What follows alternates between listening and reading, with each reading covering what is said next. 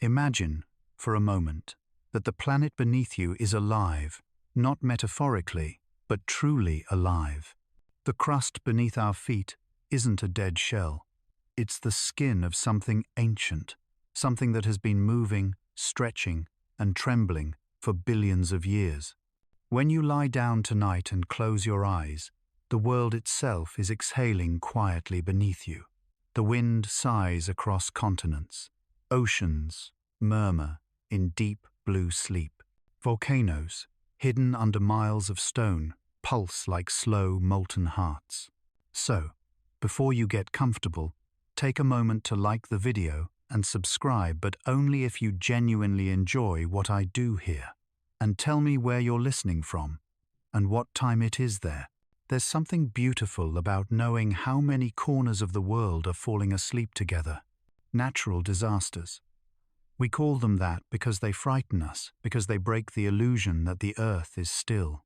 But perhaps the word disaster is only a human way of describing what is, for the planet, an act of healing. A forest fire that clears the old to make room for the young. A flood that reshapes the valley so new life can take hold. A quake that releases tension that's been building for centuries. It's easy to see chaos when we're the ones trembling, but on the scale of the earth, these are simply breaths. Imagine the earth inhaling through the volcanoes, the fiery vents that draw deep from its molten lungs. With each exhale, magma spills upward like blood flowing through an open vein. The heat, the smoke, the roar, it's all the sound of circulation. Beneath the panic of eruption lies something oddly steady, the rhythm of survival. Just as we cough to clear our throats, the earth erupts to clear its own. And when the planet exhales through storms, the clouds twist into forms of terrifying beauty. Hurricanes and typhoons, these enormous spirals of wind, are not born from anger, but from imbalance. They are the universe's way of redistributing warmth, of rebalancing what we have disturbed. Inside the eye of the storm, the air is perfectly still, silent, peaceful, like the breath between heartbeats. That stillness is what the world is always trying to return to. Even earthquakes, those sudden jolts that remind us how fragile our walls really are moments when the earth stretches after too long a silence. Plates that have been pressing against each other for ages finally shift, like bones cracking back into place. For the ground, it's relief. For us, it's terror. But both sensations are born from motion, from the same need to keep existing. Maybe that's what's most humbling. We live atop a body so immense that its smallest movements can erase cities. Yet it is those movements that make this planet a cradle for life instead of a tomb of stone. If the earth ever stopped shifting, stopped burning, stopped breathing, it would become cold and still, a world of fossils and dust. So every tremor, every gust, every wave is proof that we are not living on a corpse. We are lying on something alive. As you listen to the slow rhythm of your own breathing, try to imagine it syncing with the planets. The rise and fall of your chest like tides. The beat of your heart echoing the molten pulses deep below. You and the earth are sharing the same ancient pattern, the same quiet endurance that's been going on since long before your name was whispered into existence. So tonight, as you drift towards sleep, don't fear the storms or the rumble far beneath your pillow. Think of them as the earth shifting in its sleep, adjusting itself, finding comfort. Think of the volcano not as destruction, but as a sigh. Think of the ocean's waves as the heartbeat of something vast and tender. And in that thought, perhaps you'll find peace, a sense that chaos and calm are not opposites, but partners in the same long, slow breath of the living world. Close your eyes now. Listen to the faint hum of life beneath you. The planet is still breathing, and you are breathing with it. If you could peel back the layers of the earth, slowly, carefully, like opening the pages of an ancient anatomy book, what you would find might look strangely familiar. The continents drift as though they are muscles flexing. Rivers wind like veins of silver. The magma that surges beneath the crust glows like blood, illuminated by candlelight. The earth, in all its vastness, moves with a rhythm not unlike our own heartbeat, pulse, breath. The idea isn't new. Centuries ago, philosophers imagined the planet as a great organism, a body whose elements lived in delicate balance. The Greeks called it Gaia, the mother of all things. The Chinese spoke of the qi, the breath of the world that must flow freely for harmony to exist. Even now, scientists find truth hidden in those old metaphors. For every volcano that exhales heat, there is a glacier that cools. For every storm that tears through a coast, there is a calm that rebuilds the sea's stillness. Nothing in nature is wasted. Every surge is followed by stillness, every wound by renewal. Imagine standing on a cliff at dawn, the horizon a trembling gold line. Beneath your feet, the crust is not still. It is drifting, inch by inch, across a sea of molten stone. You can't feel it, but the motion is there, patient and unstoppable. Somewhere deep below, immense plates grind and slide, locked in a dance that has lasted longer than life itself. Each movement writes a new line in the planet's diary. A mountain born, a valley split, a continent torn apart to make room for the ocean's breath. If the Earth is a body, then its heartbeat comes from its core. Down there, more than 5,000 degrees hot, metals churn and spin, creating the magnetic field that shelters us from cosmic winds. Without that invisible shield, solar storms would strip away our air, our oceans, our dreams. The iron heart of the earth never sleeps. It hums beneath everything we do. It's the quiet, constant rhythm that holds the fragile story of humanity in place. Sometimes, when a volcano erupts, people describe it as the earth angry or punishing. But anger is a human word, too small for the vast emotion of a planet. The truth is simpler and somehow more beautiful. The planet isn't furious, it's alive. Just as our bodies shiver to release tension, the earth quakes to relieve the pressure of its restless veins. Just as we exhale to let go of what we no longer need, the earth releases ash and gas to cleanse what's within. There's poetry hidden even in destruction. Ancient stories understood this balance long before we had seismographs or satellites. The Polynesians told of Pele, the goddess who both burned and created islands. In her fire, there was life. The Japanese spoke of Namazu, the giant catfish who sleeps beneath the land, thrashing when humans forget respect. The Aztecs believed each sun in history ended with catastrophe, only to rise again renewed. These myths were not ignorance, they were memory. Humanity's attempt to describe the heartbeat it could not name. Today, we use words like plate tectonics and convection currents, but the spirit of the idea remains the same. Motion is life. Stagnation is death. Our planet, with all its storms and scars, is not broken, it's breathing. Now, close your eyes for a moment and imagine the sound of it.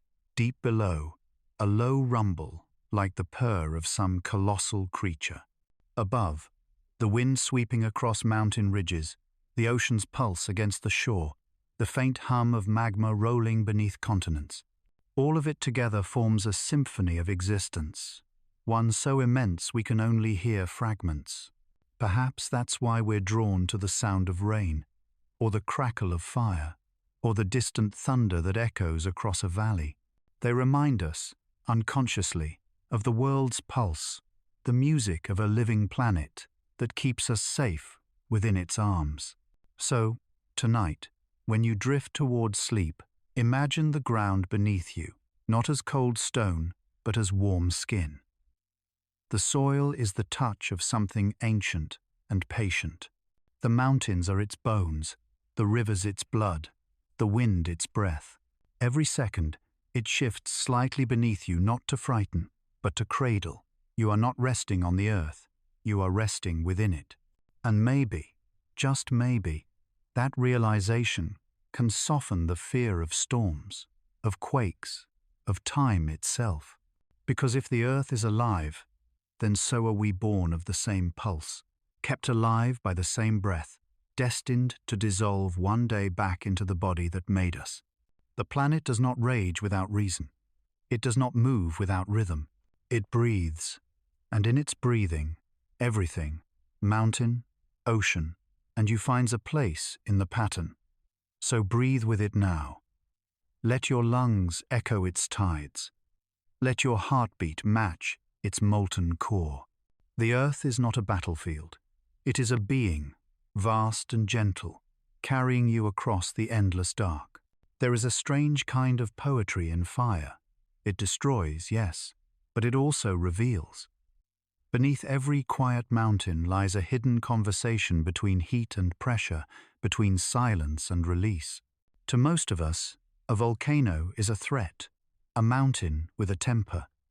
But if you listen closely, through the deep rumble and the rising smoke, what you hear might not be fury at all.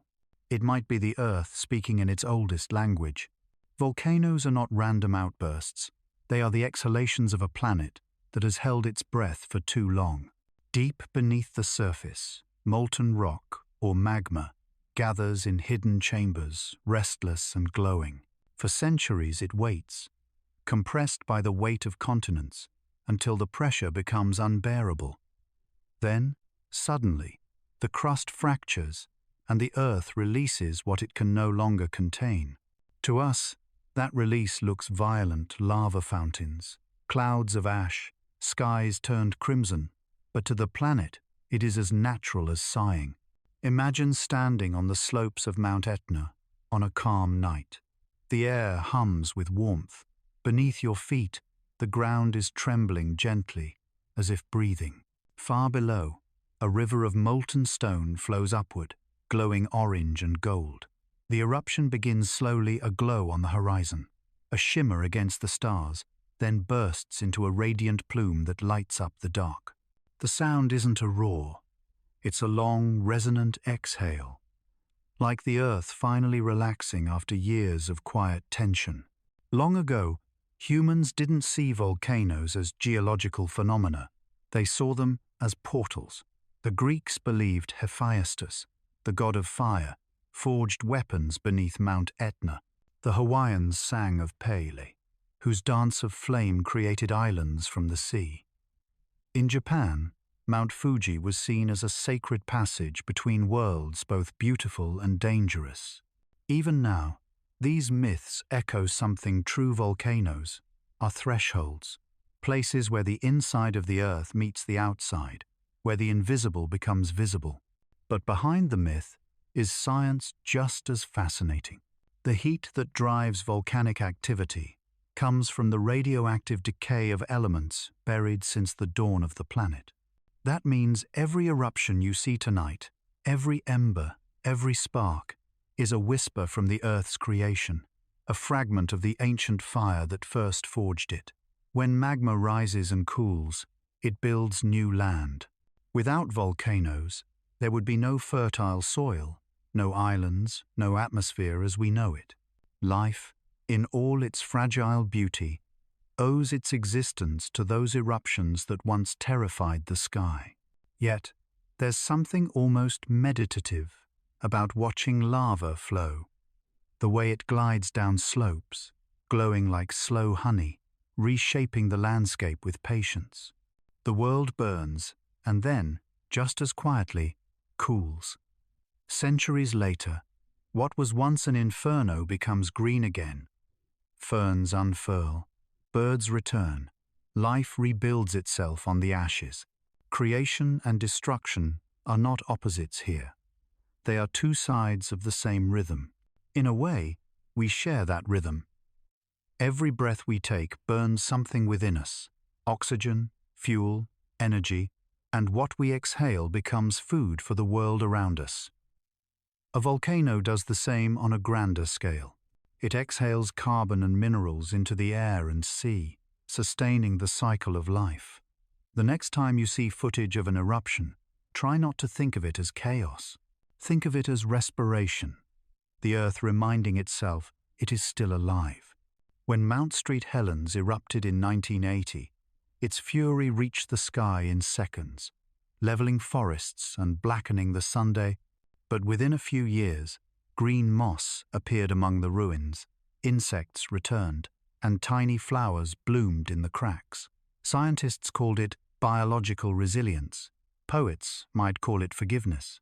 In that silence after the storm, life found a way to begin again. There's a kind of comfort in knowing that even after fire, the world breathes anew. The same process that obliterates also renews. That is the paradox of existence, not just for planets, but for people. When something inside us breaks, when pressure builds until we can't contain it, there is pain in the release, but also healing.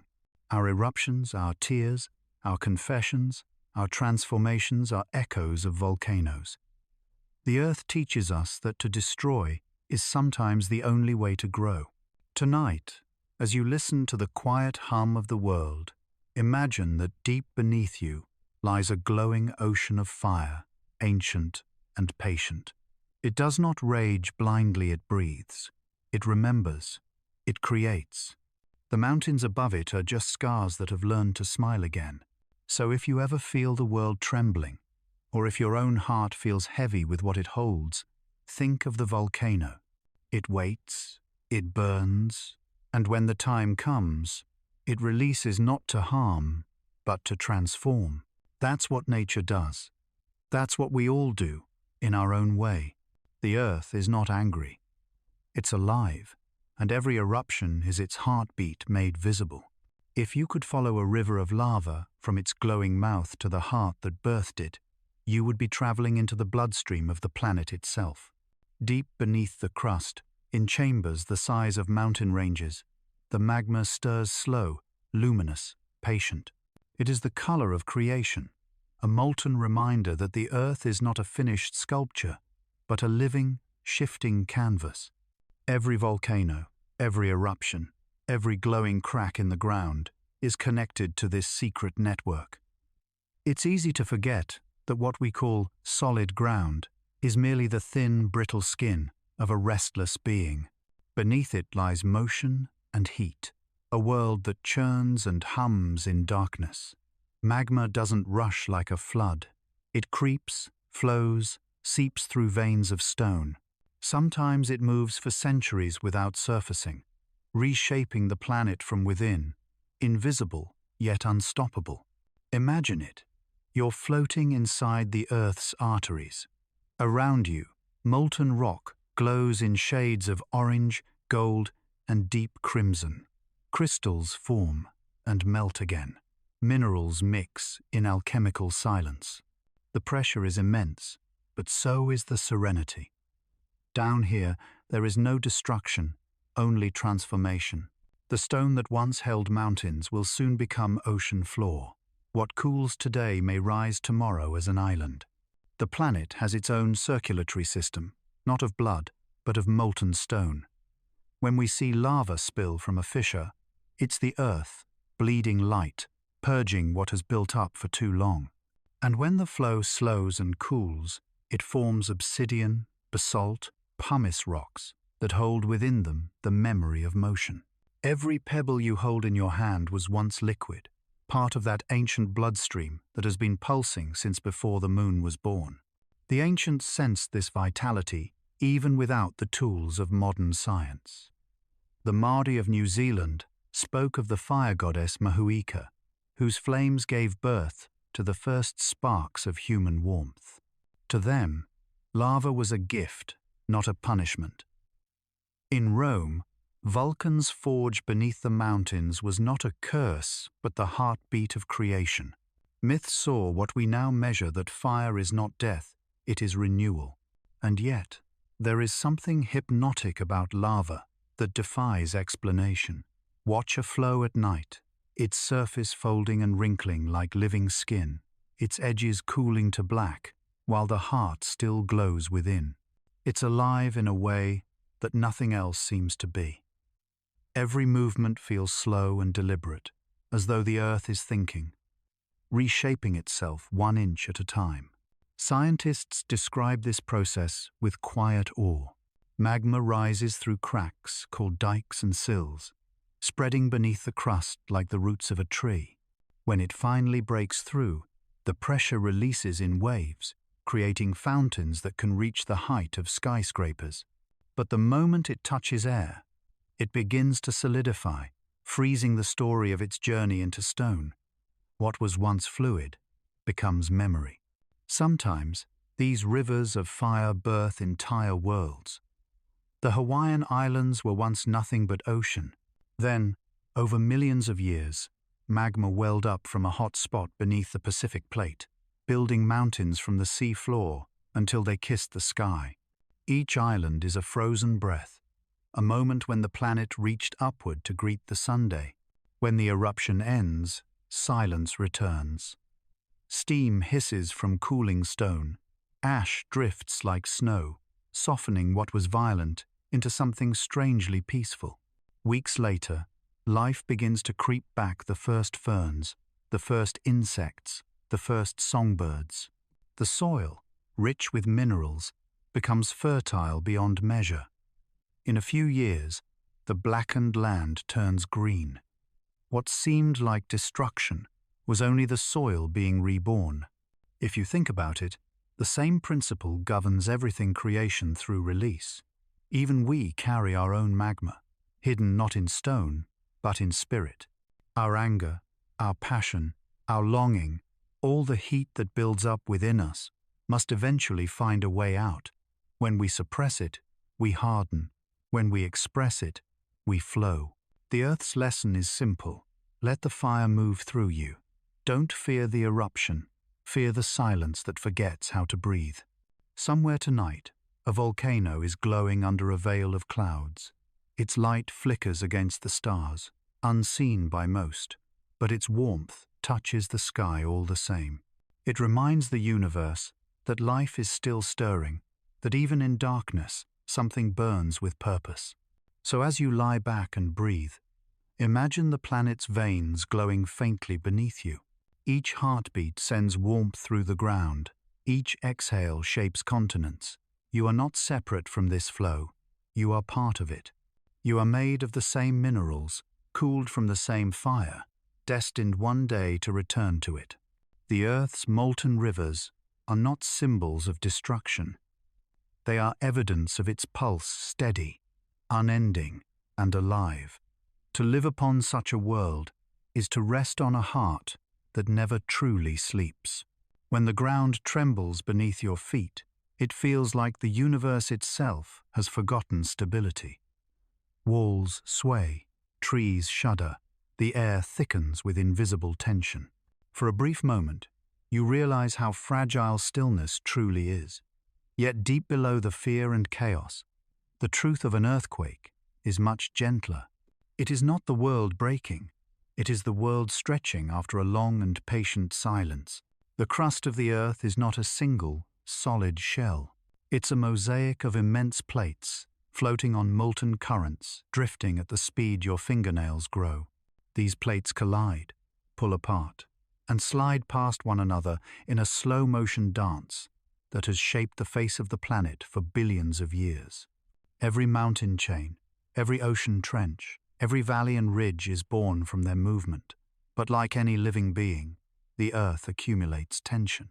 Rocks grind and resist until the pressure grows unbearable, and then, with a sudden sigh, the planet releases. That's what we feel when the ground quakes, not wrath, but relief. Picture this somewhere deep below. Two slabs of ancient rock have been pushing against each other for centuries. They've locked together like clenched fists, holding back unimaginable energy. And then, without warning, the bond breaks. The rocks slip. The pressure releases. Waves of energy ripple outward, shaking the crust, bending rivers, shifting mountains. It all happens in seconds, yet the story behind it took ages to write. If you could slow time enough to watch it unfold, an earthquake would look less like chaos and more like choreography. The energy moves in graceful ripples, echoing through layers of stone, turning solid ground into something fluid. The earth, in that instant, becomes water. It breathes, it flexes, and then, as quickly as it began, it rests again. In Japan, people once believed earthquakes were caused by the thrashing of Namazu, the giant catfish who lived beneath the islands. Priests placed charms and talismans to keep him still, to lull the earth's body back to sleep. In ancient Greece, Poseidon was the earth shaker, striking the ground with his trident when the world needed to remember its own power. These myths might sound quaint now, but they carry an intuitive truth beneath all our technology and understanding. Earthquakes remind us that we live on something alive, something that moves in its own mysterious rhythm. Science, of course, has its own poetry. Seismographs trace each tremor with elegant precision, converting motion into ink and data. The jagged lines they draw those tiny waves on paper are the handwriting of the earth. Each quake has its signature, its pulse, its story. When researchers read those patterns, they're not just studying destruction, they're listening to the planet's heartbeat. Sometimes, the quakes are small, mere whispers beneath our awareness. They happen thousands of times a day, like the earth shifting in its sleep.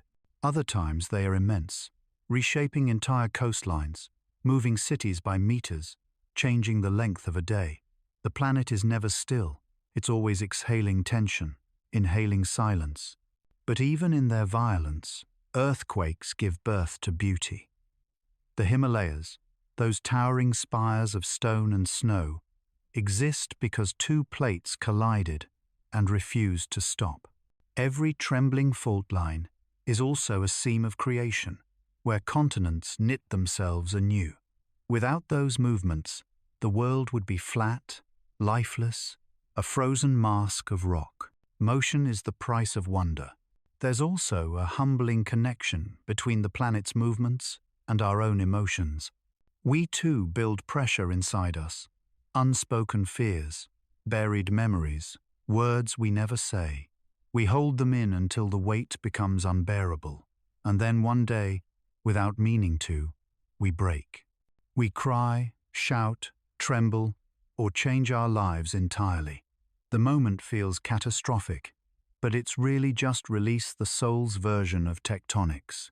Like the earth, we rebuild afterward, stronger, reshaped by the tremor.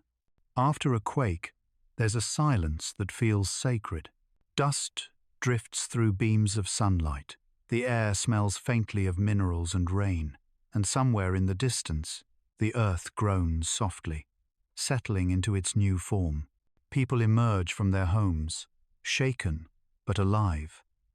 In that fragile calm, you can almost hear it, the sound of the planet sighing, content to rest again after letting go of centuries of strain. Maybe that's what we should learn from earthquakes, that even the strongest structures must sometimes give way, that stillness without flexibility leads to fracture. The earth isn't teaching us fear, it's teaching us rhythm. Tension, release, silence, hold, let go, heal. So tonight, as you lie still, remember that stillness is never absolute. Beneath your bed, beneath your town, beneath the oceans and continents, the world is moving, imperceptibly but endlessly. The same motion that once tore apart Pangaea is quietly continuing beneath you right now. And yet, you are safe, within it, cradled by a planet that trembles not from anger, but from life. Let the thought calm you. The next time the ground quivers, instead of fear, think of the earth exhaling. Think of it stretching its ancient bones, remembering how to dance, and let yourself breathe with it softly, slowly, in rhythm with the restless beauty of the world beneath your feet. There is something hauntingly serene about the ocean at dawn. It stretches beyond sight, a silver sheet of glass trembling under the first touch of light.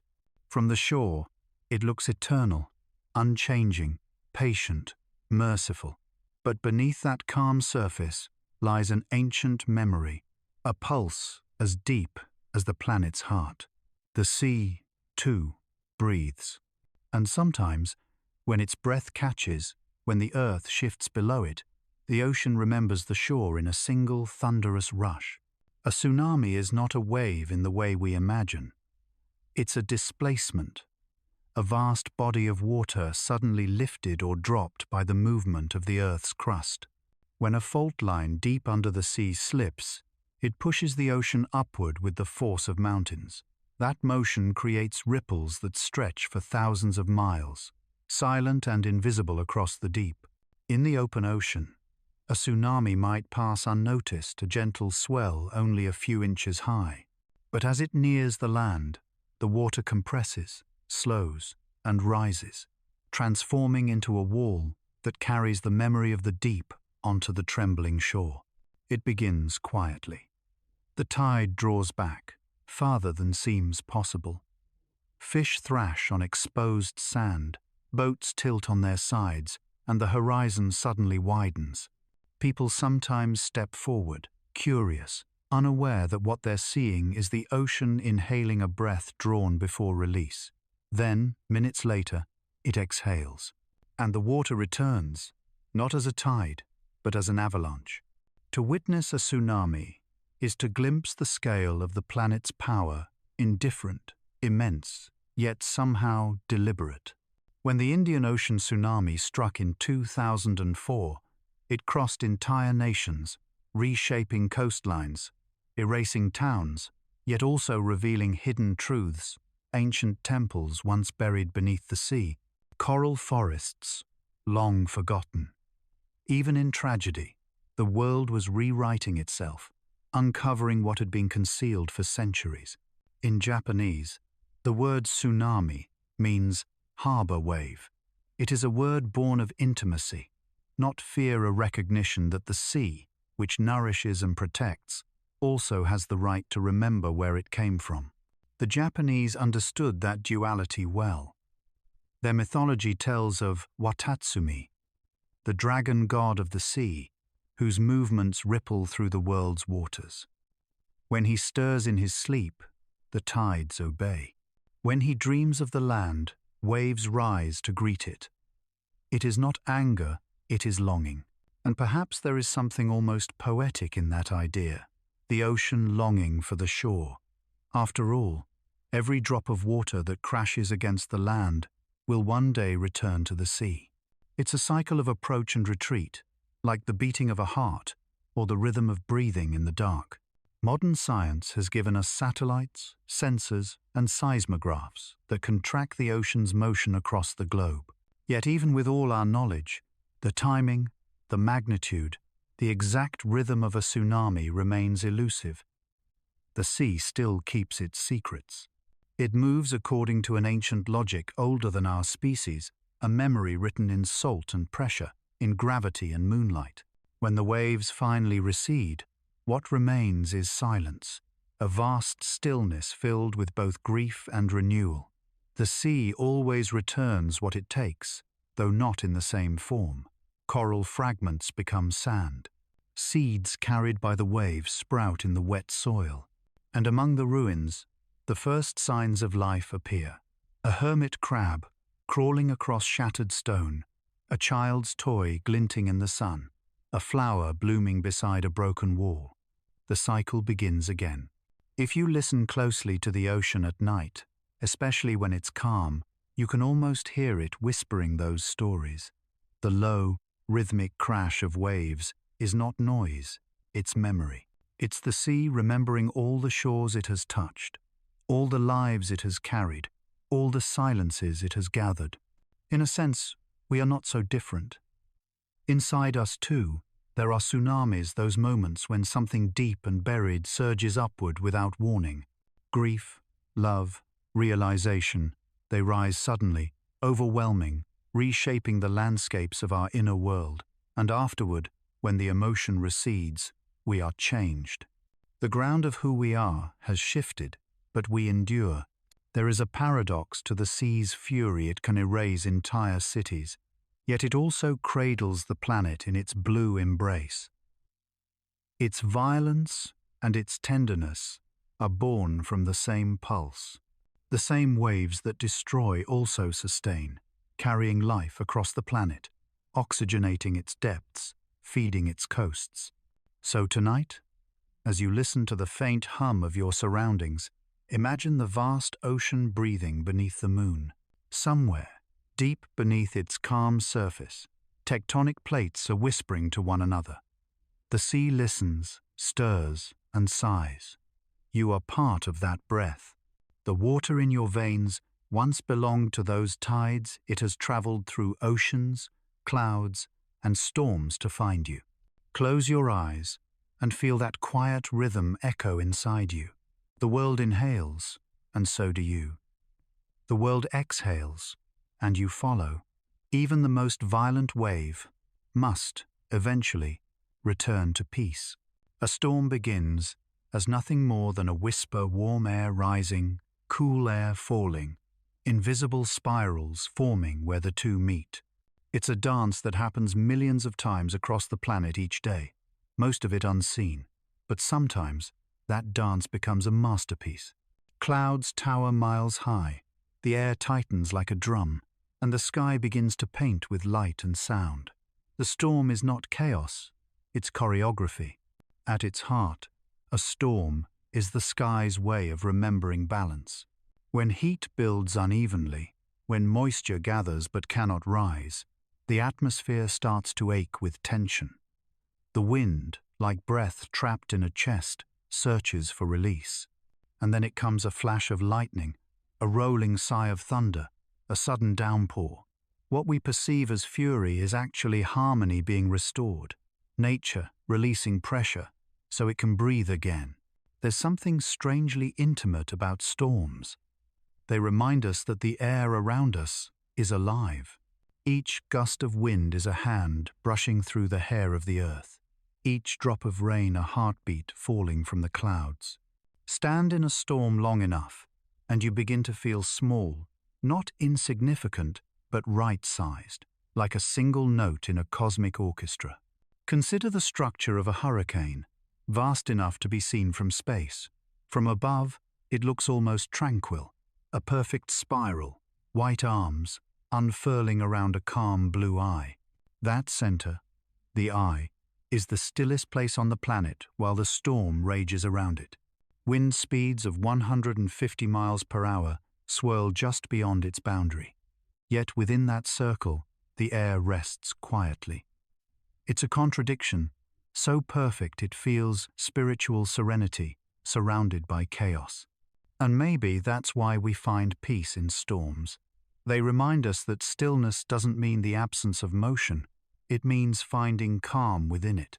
In the mythology of many cultures, storms were the voices of gods. The Greeks imagined Zeus hurling lightning from Mount Olympus. The Norse heard Thor's hammer in the thunder. The Hindus spoke of Indra, who split the sky to release rain after years of drought. But beneath the poetry of these myths was a deep understanding storms cleanse. They wash the air, feed the soil, and make way for new growth. Without them, the planet would stagnate. Modern science reveals the same truth, just in different language. The friction of particles in storm clouds generates electricity that splits nitrogen molecules in the atmosphere, turning them into compounds plants can absorb. Lightning literally creates fertility. Every flash that tears across the sky helps the earth breathe and bloom. What appears destructive is also generative, the same paradox that beats at the heart of all nature. If you've ever listened to a storm at night, you know the feeling it brings: the slow, steady rain drumming against the roof, the occasional rumble rolling through the distance like a lullaby for giants.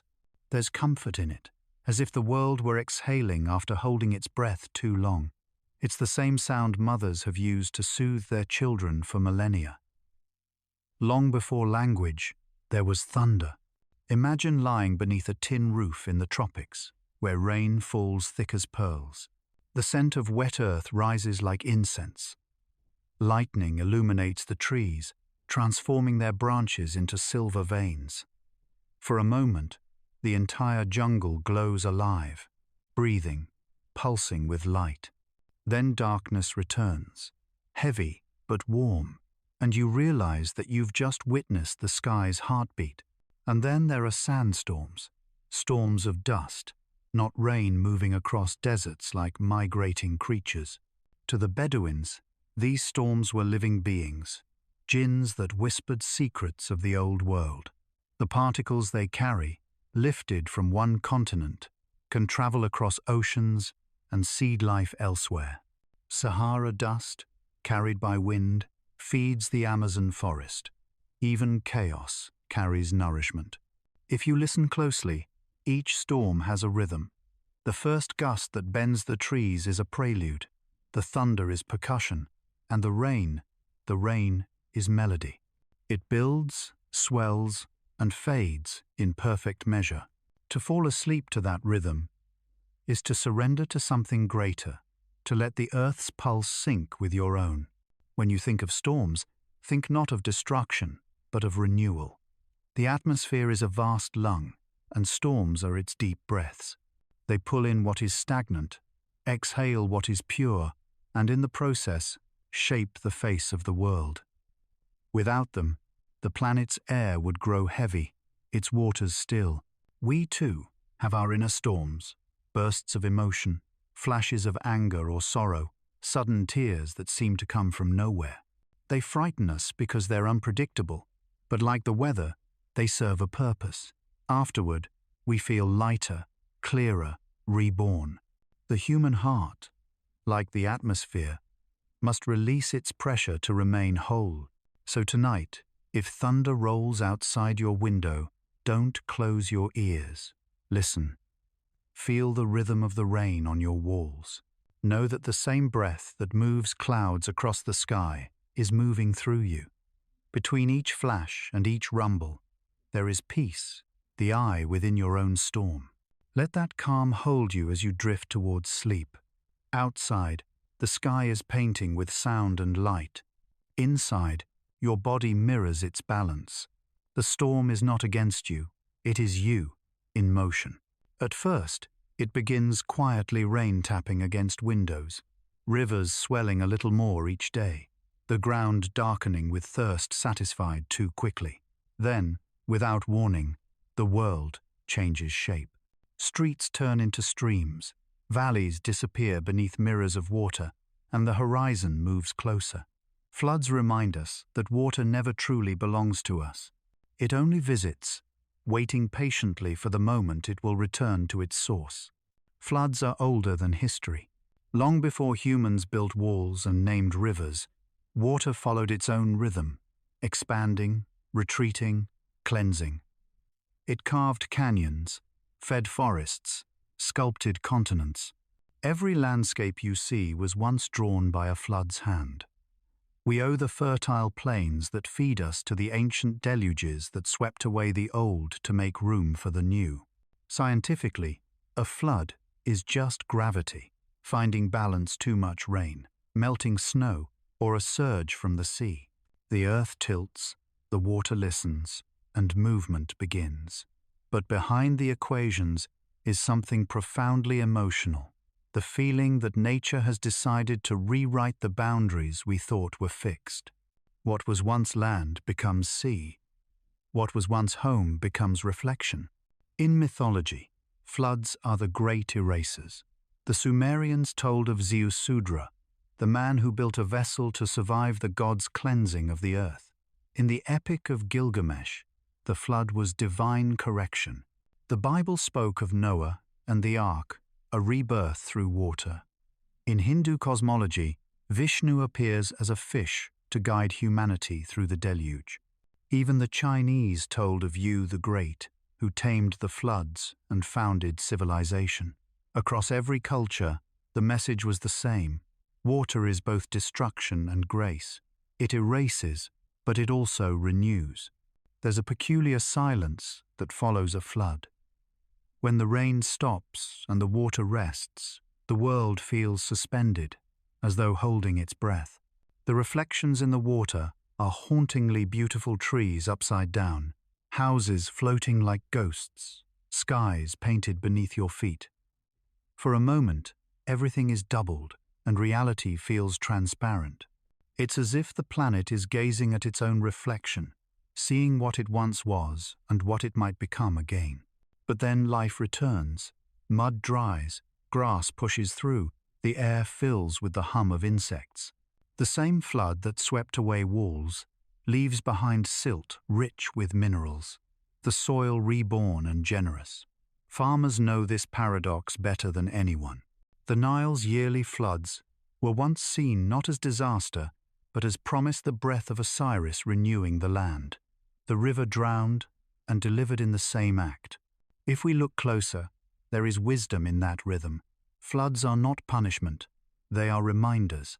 They show us that ownership is an illusion, that control is temporary, and that the planet's systems are older and wiser than our maps.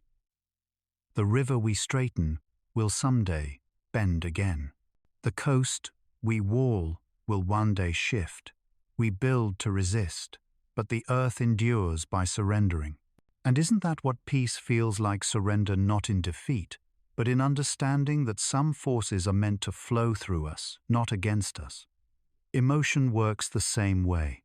We dam our feelings, stack stones of reason to contain them, and when the pressure grows too great, we flood. Tears, words, memories, they rush out, drowning and cleansing all at once. Afterward, we feel hollow, but lighter, scraped clean by the current of truth. Imagine now, lying still as rain begins to fall outside your window. Each drop carries a story, mountains dissolving into mist, oceans evaporating into sky, rivers searching for home. Somewhere far away, that same water once flowed through glaciers or drifted as cloud over an ancient sea. Now it returns to you, soft and persistent, tapping like fingers on glass.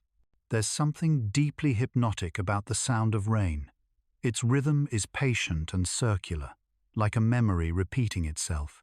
To fall asleep to that sound is to be reminded of the oldest lullaby on Earth, the sound of the planet washing itself clean. Floods, for all their power, are not endings.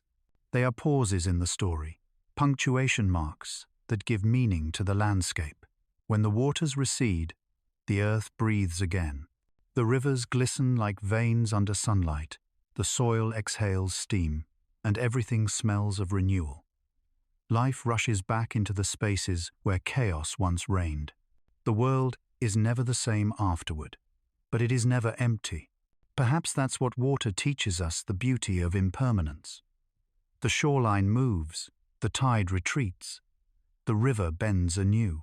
Nothing is meant to stay still. Not the sea, not the earth, not us.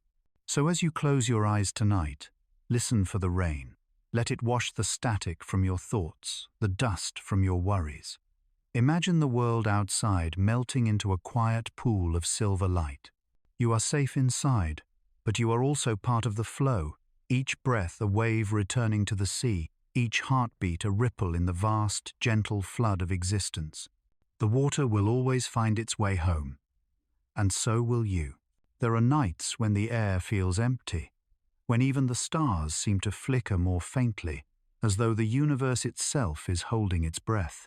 That's what a drought feels, like a pause in the conversation between heaven and earth.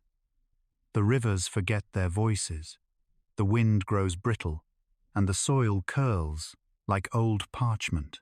Yet beneath that stillness lies a story as deep as any flood or storm, the story of patience, endurance, and quiet transformation.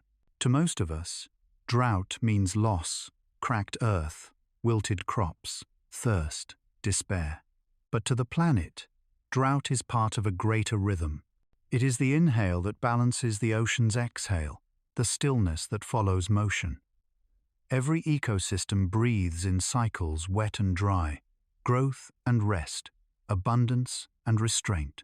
When the sky withholds rain, it is not punishment.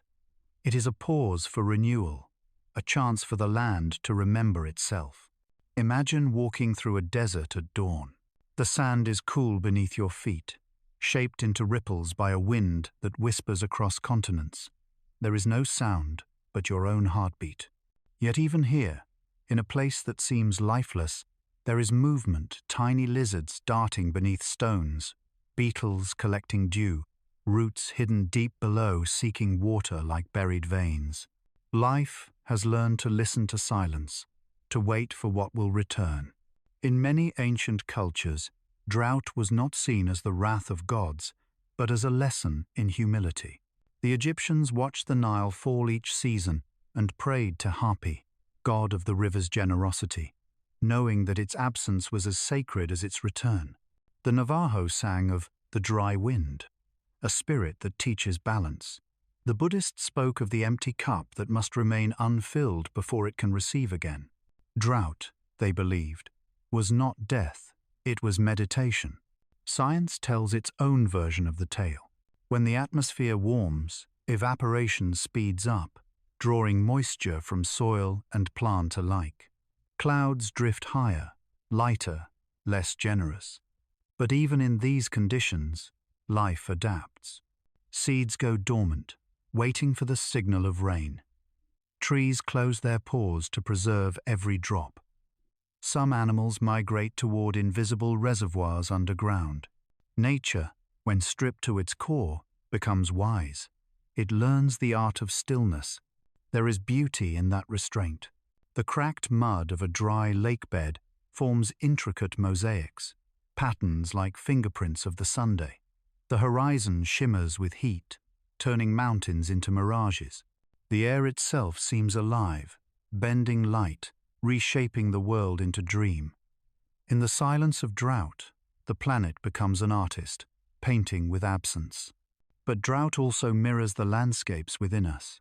There are seasons in every life when inspiration dries up, when love feels distant, when the well of emotion seems empty. We try to force rain seeking noise, distraction, movement, but the soul, like the land, sometimes needs to wait. It is in that waiting that clarity arrives. Think of the poets who wrote through silence, the monks who prayed in deserts, the people who found wisdom in hunger and thirst.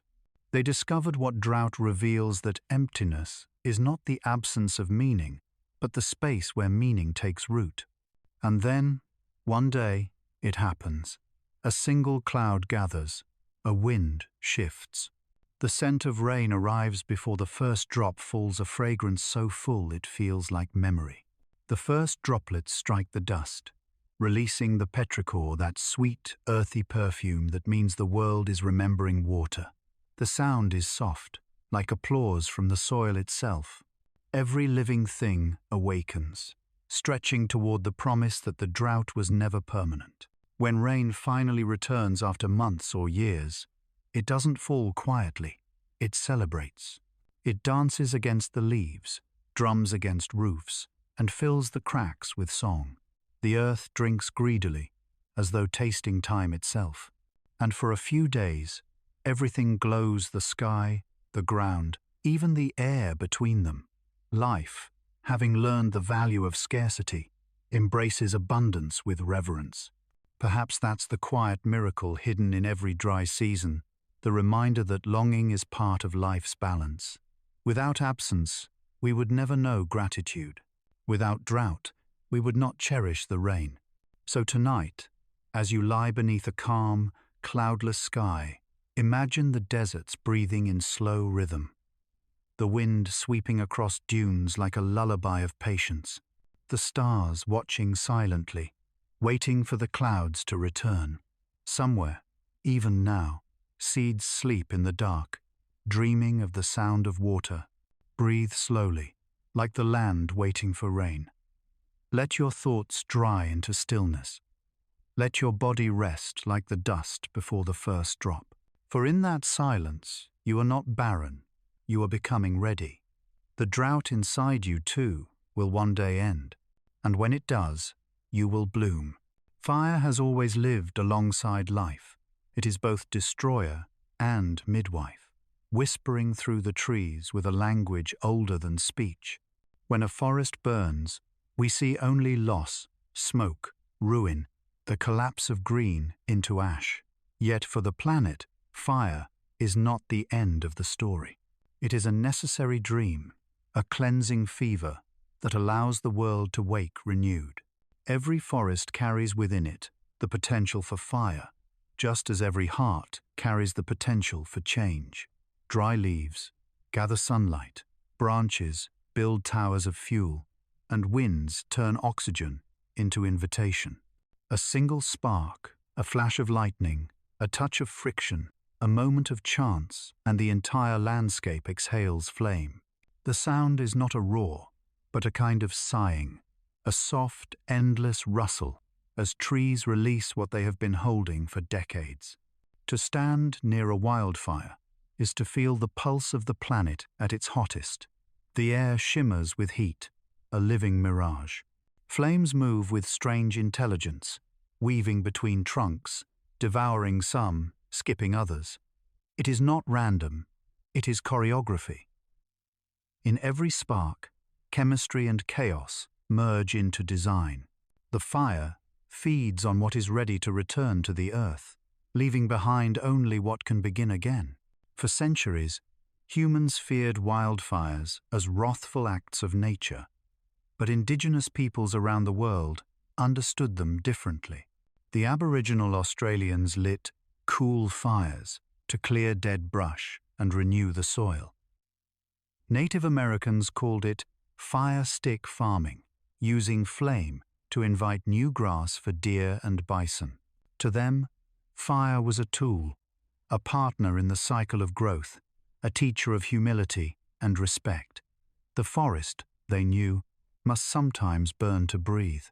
Science now affirms that wisdom, without periodic burns, forests choke on their own abundance.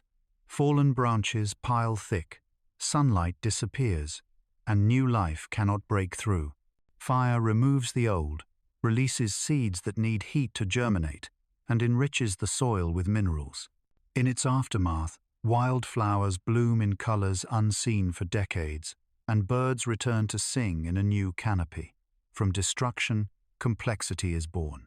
Imagine walking through a burned forest a week after the flames have gone.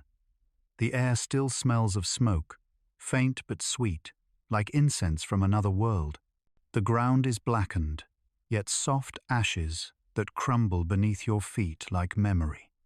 In the silence, a small green shoot pushes through the grey.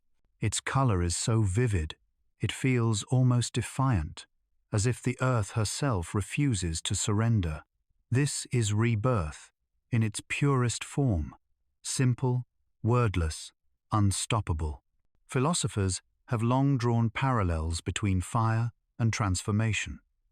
The alchemists believed that fire was the element of purification, capable of turning lead into gold and ignorance into understanding.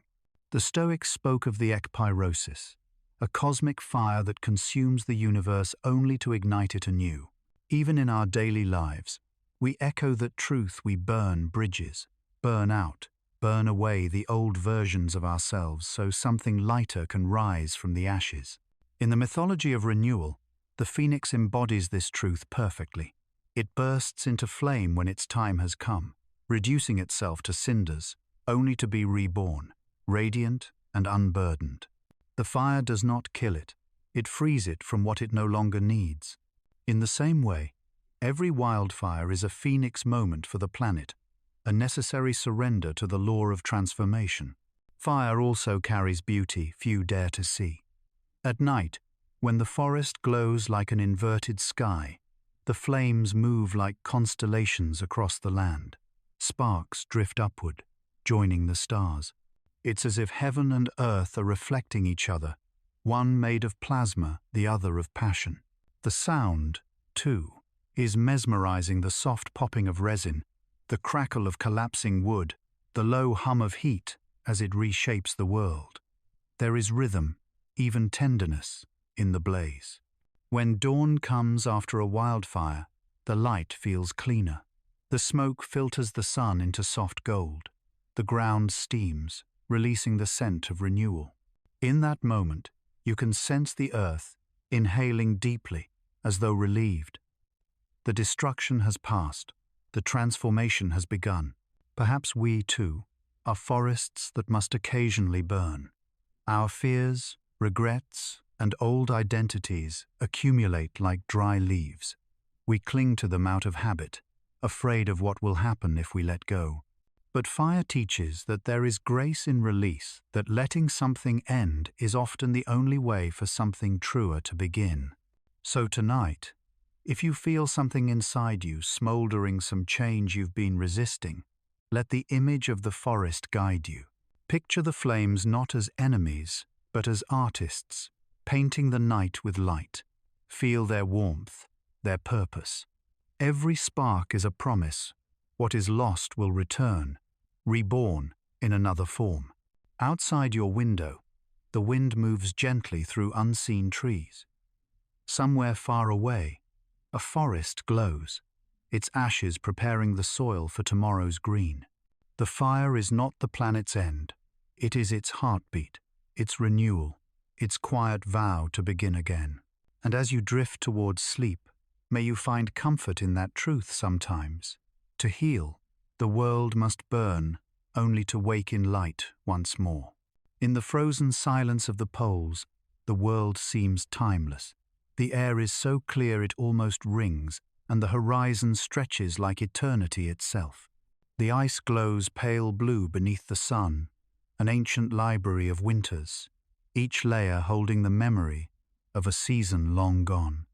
But listen closely, and you will hear something faint, a drip, a crack, a slow exhale. The earth is changing its shape again. The ice is melting, and the planet is remembering warmth. Every drop that falls from a glacier carries a story older than civilization. Locked inside that ice are tiny bubbles of air, fragments of ancient skies, echoes of a world untouched by us. When scientists study them, they read the atmosphere of forgotten ages, the breath of mammoths, the smoke of prehistoric fires, the first whispers of human life. But as the ice melts, those voices are released, dissolving into the wind. It's as though the past itself is sighing, letting go of its frozen dreams.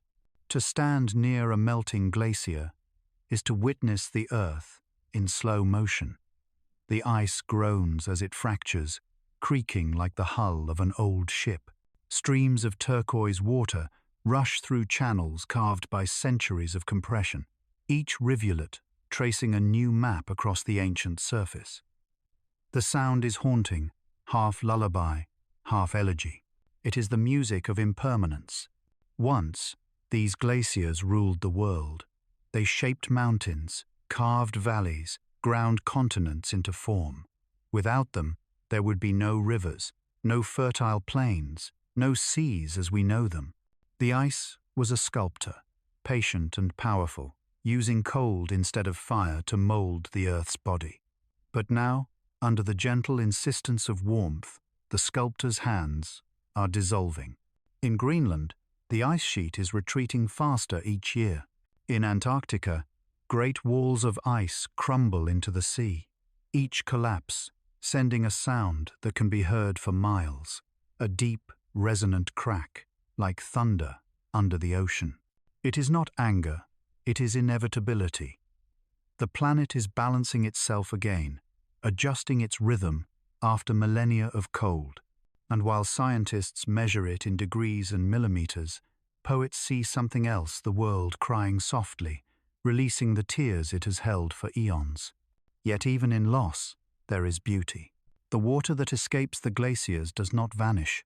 It flows into rivers, into oceans, into clouds.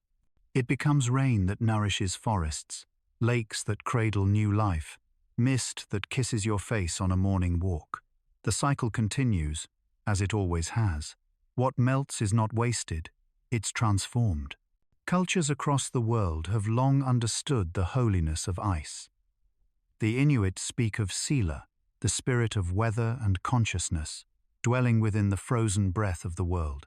The Norse told of Ymir, the frost giant whose body formed the earth. In Tibetan Buddhism, melting ice represents compassion, solid ignorance, dissolving into clarity. The metaphor is everywhere. To melt is to awaken.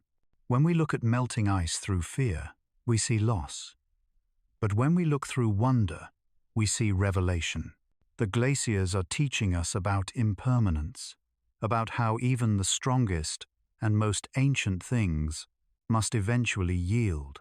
They remind us that change is not a betrayal of nature, it is nature's most faithful act. Perhaps the melting of the ice is the planet's way of speaking softly to us, urging humility. It whispers that we are guests in its home, that we are made of the same water now trickling back into the sea. The tears of the earth are not separate from ours. They are reflections. When we cry, our tears taste of the same salt as the oceans. When the ice melts, it becomes the water that flows through us. If you close your eyes, you can imagine standing at the edge of a melting glacier. The air is sharp, the light silver. Water drips rhythmically, like seconds on an ancient clock. Each droplet falls into a growing pool, rippling across mirrored ice. The sound is both sorrowful and peaceful, like the world letting go of something heavy. You can feel the weight of time sliding off the planet's shoulders. And yet, amid that melancholy, there's grace. The same meltwater that floods valleys also brings nourishment to tundra moss, to lichens, to migrating birds that return each summer. The end of one age always waters the beginning of another. The earth, ever patient, trusts this truth even when we forget it. So tonight, as you drift into sleep, imagine yourself beside that glacier. Hear its slow breathing, its gentle melting. Feel the cool air against your skin. Every drop that falls is a heartbeat, a reminder that nothing truly ends, it only changes form. The ice is not dying, it's moving, returning to its origin. And as you breathe in rhythm with that distant, melting world, remember you too are made of impermanent things, of moments, of memories, of light that once touched ancient snow. The same cycle that carries glaciers to the sea carries your thoughts to dreams. Nothing is lost. Everything flows. Sleep now, with the peace of melting ice, soft, inevitable, eternal. There is a moment, just before a landslide begins, when the world holds perfectly still. The air feels dense, the earth quiet, as if the mountain itself is taking one long, deliberate breath. Then comes a sound not of explosion, but of surrender, a deep rumble that grows until it fills the air, a rolling thunder that isn't in the sky, but in the soil beneath your feet. And suddenly, the mountain moves. What we think of as solid becomes fluid. Rock flows like water. The land remembers that it, too, can fall. Landslides are not mistakes of nature. They are part of its balance, a reminder that even the tallest things must sometimes bow to gravity. Rain loosens the roots that hold the slope. Earthquakes shake the structure beneath. Time erodes what once felt eternal. Then, in a moment that lasts only seconds, the mountain lets go of everything it has carried for centuries. It does not collapse out of rage. It exhales out of relief. From afar, a landslide looks violent, stone and soil, tumbling with unstoppable force. But up close, the movement is strangely graceful. Boulders roll in rhythm, trees lean and drift downward like slow dancers caught in a single, sweeping motion. The dust that rises afterward hangs in the air like breath, soft, golden, in the Sunday. It's destruction, yes, but it has the calm precision of gravity fulfilling its promise. The planet, after all, was shaped by such moments. The Himalayas, the Andes, the Alps, all born from upward thrusts and downward slides, from mountains building and unbuilding themselves in cycles too vast for our lifetimes to grasp. Every cliff face you see is a sculpture made by collapse. The land must fall to reveal its layers, just as we must sometimes break to understand our own depth. In ancient myths, landslides were seen as awakenings. The Japanese told of the mountain spirit Yama no Kami shifting in her sleep, shaking off loose stones as she dreamed. In the Andes, people spoke of Apu, sacred mountain deities who would move only when disrespected. To them, a landslide wasn't just a geological event, it was a reminder that the mountains were alive, capable of both patience and power. Modern science gives the same event new poetry. Underneath a slope, particles of soil slowly rearrange, moisture seeps into cracks, and gravity, always waiting, pulls gently until resistance fades. The process is invisible until it isn't. A single raindrop can begin it, just as a single word can begin a revolution. The lesson is simple. Nothing is ever truly still. There's beauty in the aftermath too. When the dust settles, the mountain does not mourn. It begins again. The fallen earth becomes rich with minerals, feeding moss and wildflowers that will soon take root. Streams, once obstructed, find new paths, singing through the scars left behind. The destruction that seemed final becomes the foundation for life. Perhaps that's why, in a strange way, landslides mirror the movements of our inner world. We build emotional cliffs, memories, attachments, beliefs, and cling to them for stability. But over time, cracks form. Pressure builds. We hold ourselves together until, one day, something shifts. The landslide comes. We break. And though it terrifies us, afterward we discover that what fell away was only what needed to. Beneath the rubble, there is always soil ready for new roots. Imagine now standing in the silence after such a fall. The air smells of rain and stone. The mountain, once roaring, is quiet again. Its shape changed, but its presence the same. There's a strange comfort in that even when the earth moves, it remains the earth. Even when we change, we remain ourselves. In Nepal, villagers who live beneath steep slopes have a saying, "The mountain walks slowly." They mean that erosion, weather, and time are simply the mountain's way of breathing. The landslide, sudden to us, is only a single step in that long, quiet walk. The earth does not rush. It only remembers where it's meant to go. If you listen carefully, you can hear that memory in the wind that travels down a valley, carrying dust from one hill to another. The ground beneath you was once part of some faraway peak, and someday it will move again. Everything falls. Everything finds its place anew. That is the patient rhythm of the planet. So as you prepare to sleep, think of the land beneath your home, ancient, patient, shifting slowly beneath the weight of history. The hills you see tomorrow morning were once deep ocean floors, and the soil in your garden was once the dust of mountains.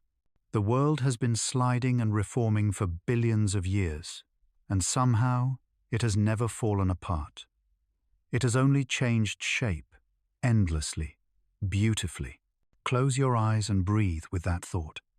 What feels like falling may only be the earth returning to balance. What feels like loss may only be gravity, reminding us to rest. The mountains, like us, must sometimes let go to find peace again. Some nights, the sky feels too still, as if it's waiting for something.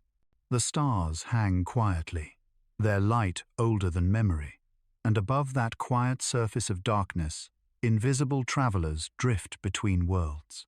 They are small, sometimes no larger than a pebble, but they carry the energy to rewrite entire planets. When a meteor enters our atmosphere, it's not simply falling, it's returning. It is the cosmos touching its creation again. From the beginning, Earth has been shaped by what falls from the heavens. Long before there were oceans or mountains, ancient collisions seeded the planet with the ingredients of life. Iron from distant stars forged the core that spins beneath our feet. Carbon, frozen inside comets, became the backbone of every living thing. Even the water that fills our seas may have arrived as ice from a wandering meteorite. Every time the sky falls, it is not destruction, it is delivery. Imagine standing in the desert at night. The air is sharp and thin. the horizon a dark line separating Earth and infinity. Suddenly, the heavens move. A streak of light cuts across the black, brief but brilliant, burning white to green to gold, before vanishing into nothing. In that moment, you've witnessed the death of a stone older than time, and perhaps the birth of an idea older than fear that the universe is alive, and it remembers us. Meteor strikes are paradoxes of beauty and violence. The same event that carved craters of ruin also created the conditions for life. 66 million years ago, an asteroid roughly the size of a mountain collided with what is now the Yucatan Peninsula. The explosion darkened the sky, ended the reign of dinosaurs, and wiped clean entire ecosystems. Yet, in the ashes of that catastrophe, mammals rose, forests grew anew. The air, though heavy with dust, carried the scent of beginning. Out of extinction came possibility. When you hold a meteorite in your hand, cold, heavy, metallic, you are holding a fragment of the universe's oldest story. It has traveled for millions of years, untouched by air, unlit by sun, until finally finding you. Its surface is scarred with patterns from entry, a record of its passage through fire. To touch it is to feel time itself compressed, patient, eternal. Cultures across the world have treated these fallen stones as sacred. The ancient Egyptians worshipped the Benben, a meteorite that symbolized the first mound of creation. The Greeks believed that meteors were the tears of gods. In Mecca, the black stone of the Kaaba is said to have fallen from the heavens as a gift of guidance. Every myth recognizes the same truth. When the sky falls, it brings messages. It reminds us that we are part of something vast, unpredictable, and connected. Science has its own awe-filled language for the same event. When a meteor enters the atmosphere, friction ignites its surface, turning motion into light. The streak we see is not the object itself, but the air glowing from heat, an atmosphere singing under pressure. The meteor's speed can reach 40 miles per second, faster than thought, faster than memory. It burns, it transforms, and then silence. Most disintegrate before ever touching the ground. What remains becomes stardust, drifting invisibly, settling slowly into our oceans, our soil, even our blood. Every human carries a trace of celestial dust. Think about that we are built from what once fell. The iron in your blood, the calcium in your bones, the carbon in your breath, all born in the heart of stars and carried here on comets, asteroids, meteors. We are the Earth remembering the sky. When a large meteor strikes, the Earth responds like a drum. Shock waves ripple through its crust, echoing for hours. The impact site glows for days, then cools into a scar, a crater that holds lakes, forests, even cities millions of years later. Life returns, always. The Chicxulub crater, born from the extinction of one world, now teems with mangroves and fish. What began as fire ends as reflection. Perhaps that is the lesson of every falling star. Endings and beginnings are the same act, seen from different distances. The universe creates through destruction. What seems catastrophic on one scale is creative on another. The meteor doesn't choose where to fall. Yet its arrival always changes the story of the world it touches. As you watch the night sky, try to imagine the countless stones drifting above you. They are not threats, they are messengers. Each one a spark of potential, waiting to meet the warmth of atmosphere and burn into brilliance. They remind us that light is born of friction, that creation requires contact, and that even destruction can be beautiful if seen through the right lens. So tonight, before you close your eyes, step into that vastness. Picture yourself beneath the stars, surrounded by the gentle hum of the universe. Somewhere, a meteor is beginning its descent, a long fall through silence and fire. When it burns, it will light 1,000 dreams, then vanish, leaving only wonder in its wake. You too are a traveler through this cosmic dance, a fragment of stardust passing briefly through air and time, shining for a heartbeat before returning home. Sleep now beneath that endless sky, and remember the stars are falling for you, not to frighten, but to remind you you are made of their light. There are moments in the history of the earth when daylight itself faltered, when the sky turned the color of bruised iron and the sun became only a dim red coin trembling behind veils of dust. After great eruptions, or the impact of a colossal meteor, ash fills the upper air, drifting around the world on invisible winds. The light changes, the warmth fades, and the planet feels as though it has drawn a blanket over its shoulders to rest. These are the Earth's twilight years short, recurring pauses in its long breathing. Imagine standing somewhere on such a morning. The dawn is late, the birds are quiet. Snow falls even in summer, but it isn't snow, it's ash, fine and grey, settling on leaves like ghost pollen. Each breath tastes of minerals. Each step sinks slightly into a layer of soft dust. The world is silent, except for the faint hiss of falling ash, like the sound of rain heard from a great distance. And though it should feel terrifying, there's also a strange calm in it, the stillness of a painting before the artist's next stroke.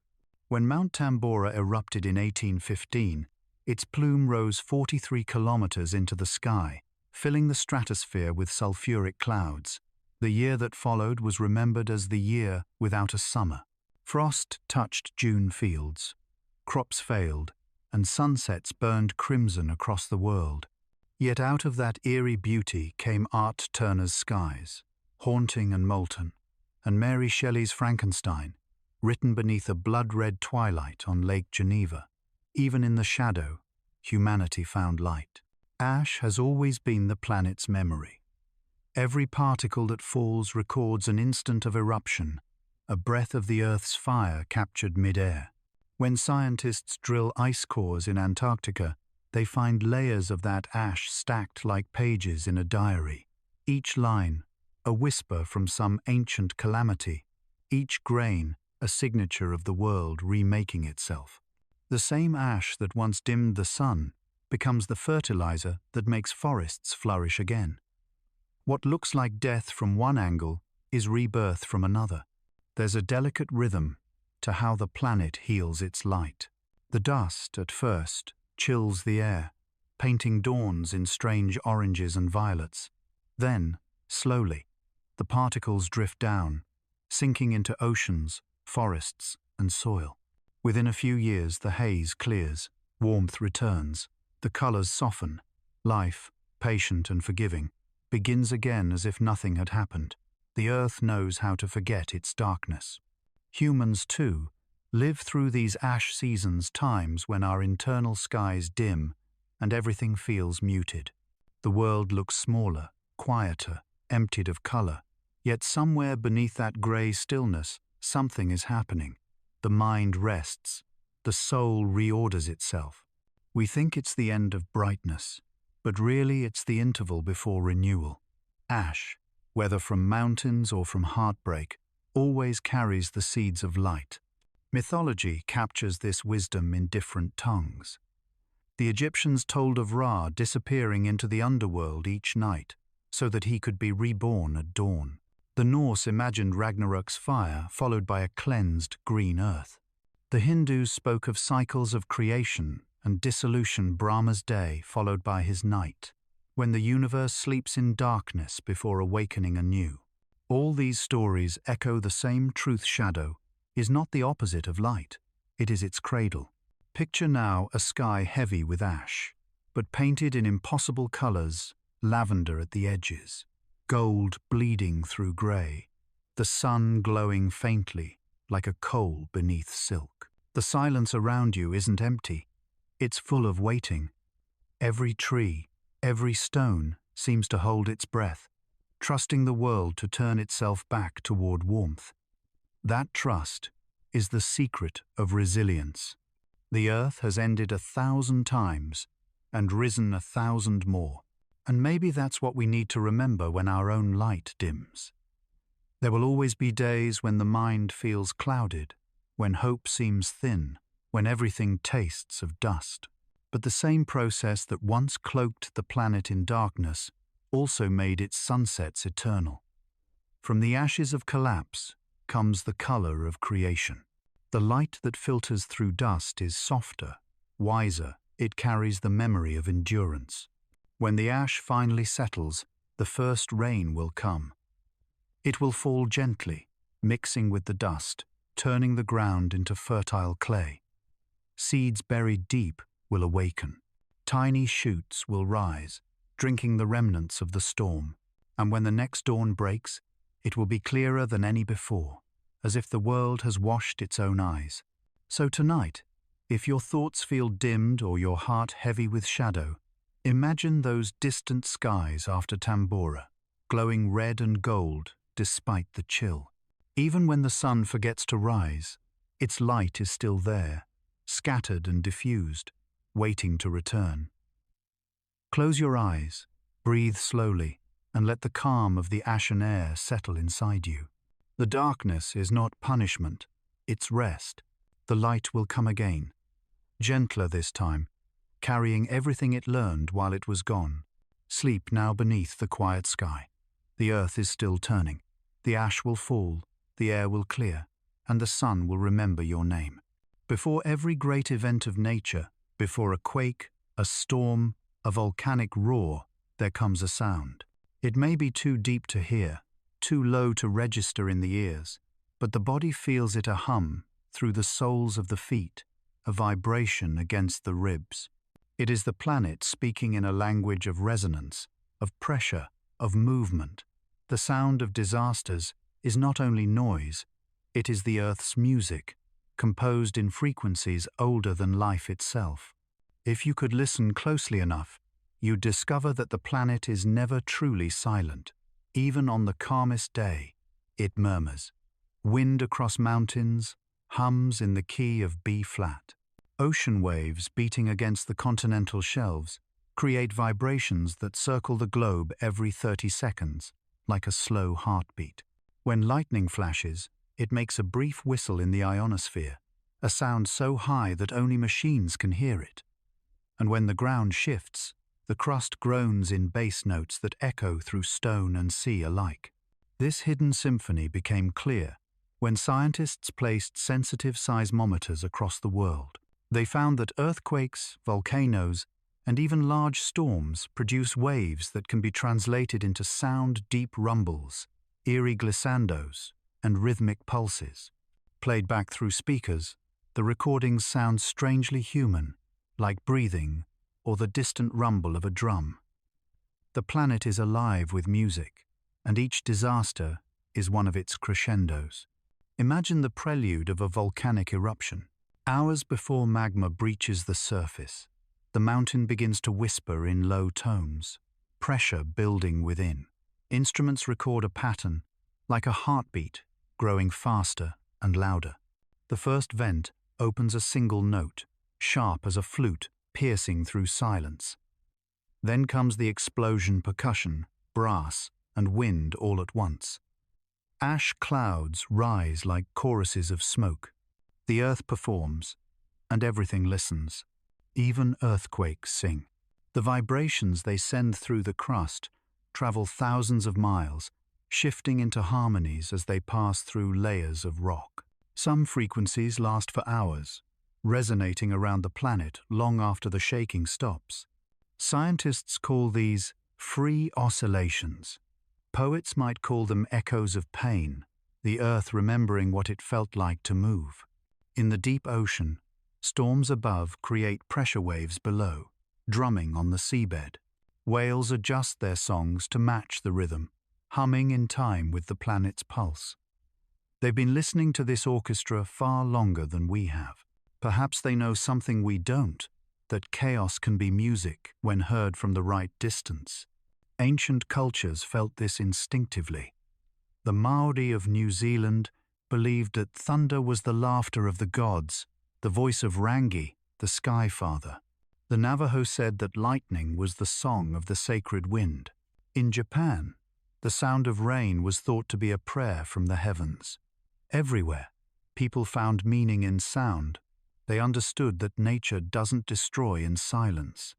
Even its fury comes with rhythm and tone, an expression of order hidden inside disorder.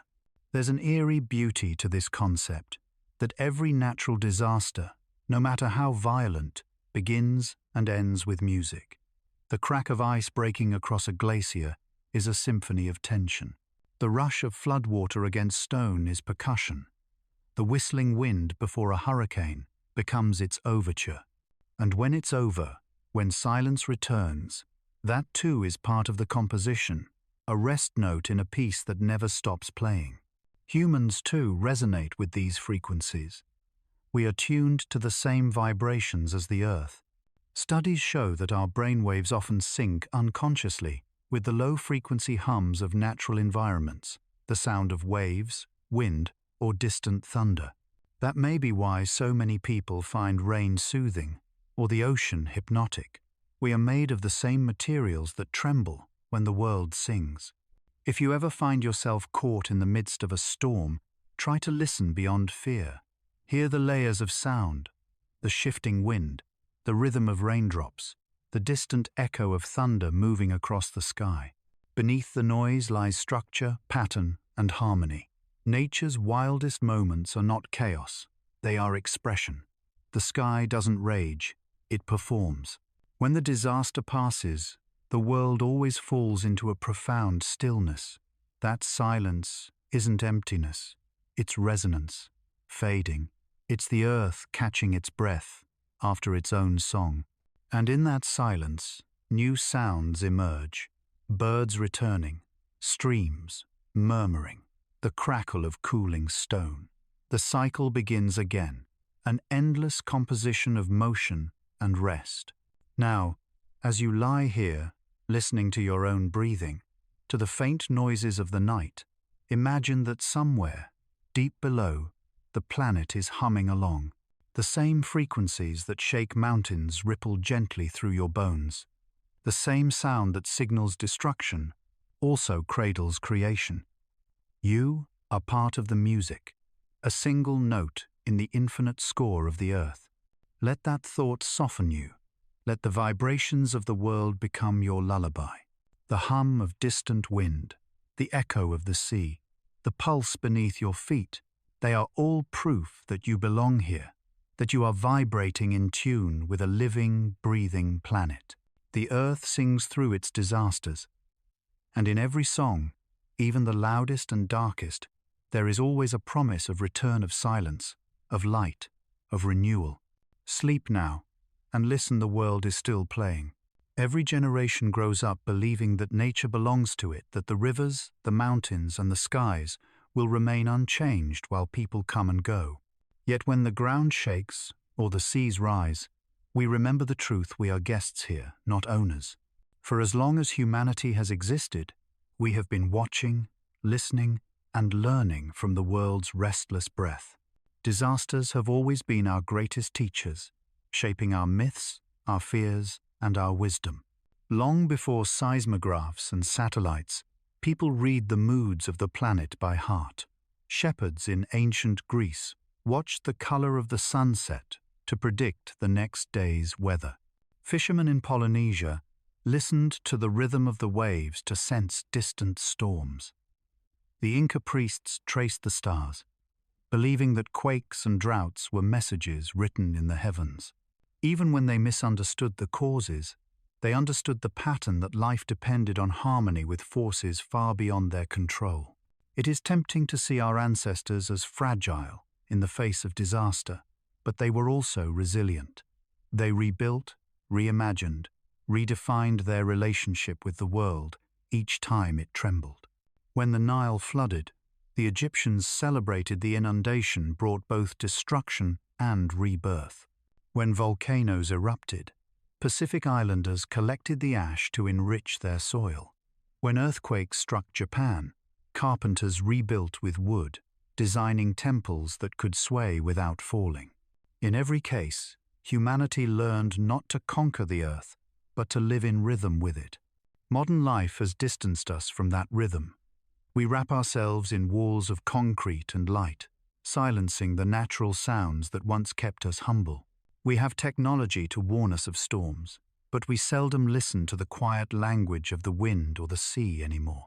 Yet every so often, the planet reminds us, in a way both terrifying and beautiful, that it still moves, it still breathes.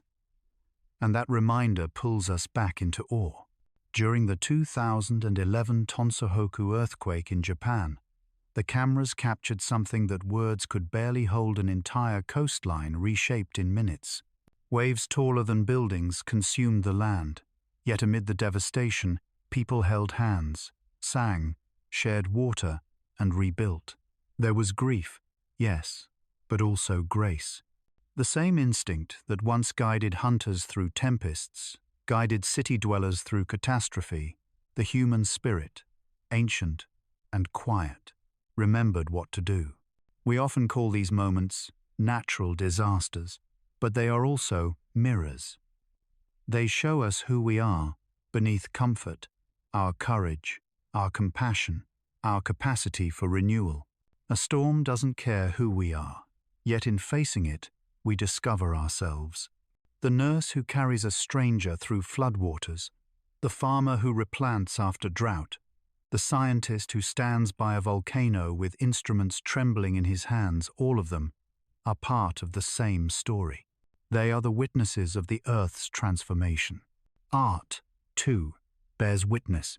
The trembling lines of a Japanese woodblock print, the burning skies of Turner's paintings, the solemn rhythm of disaster memorial poems.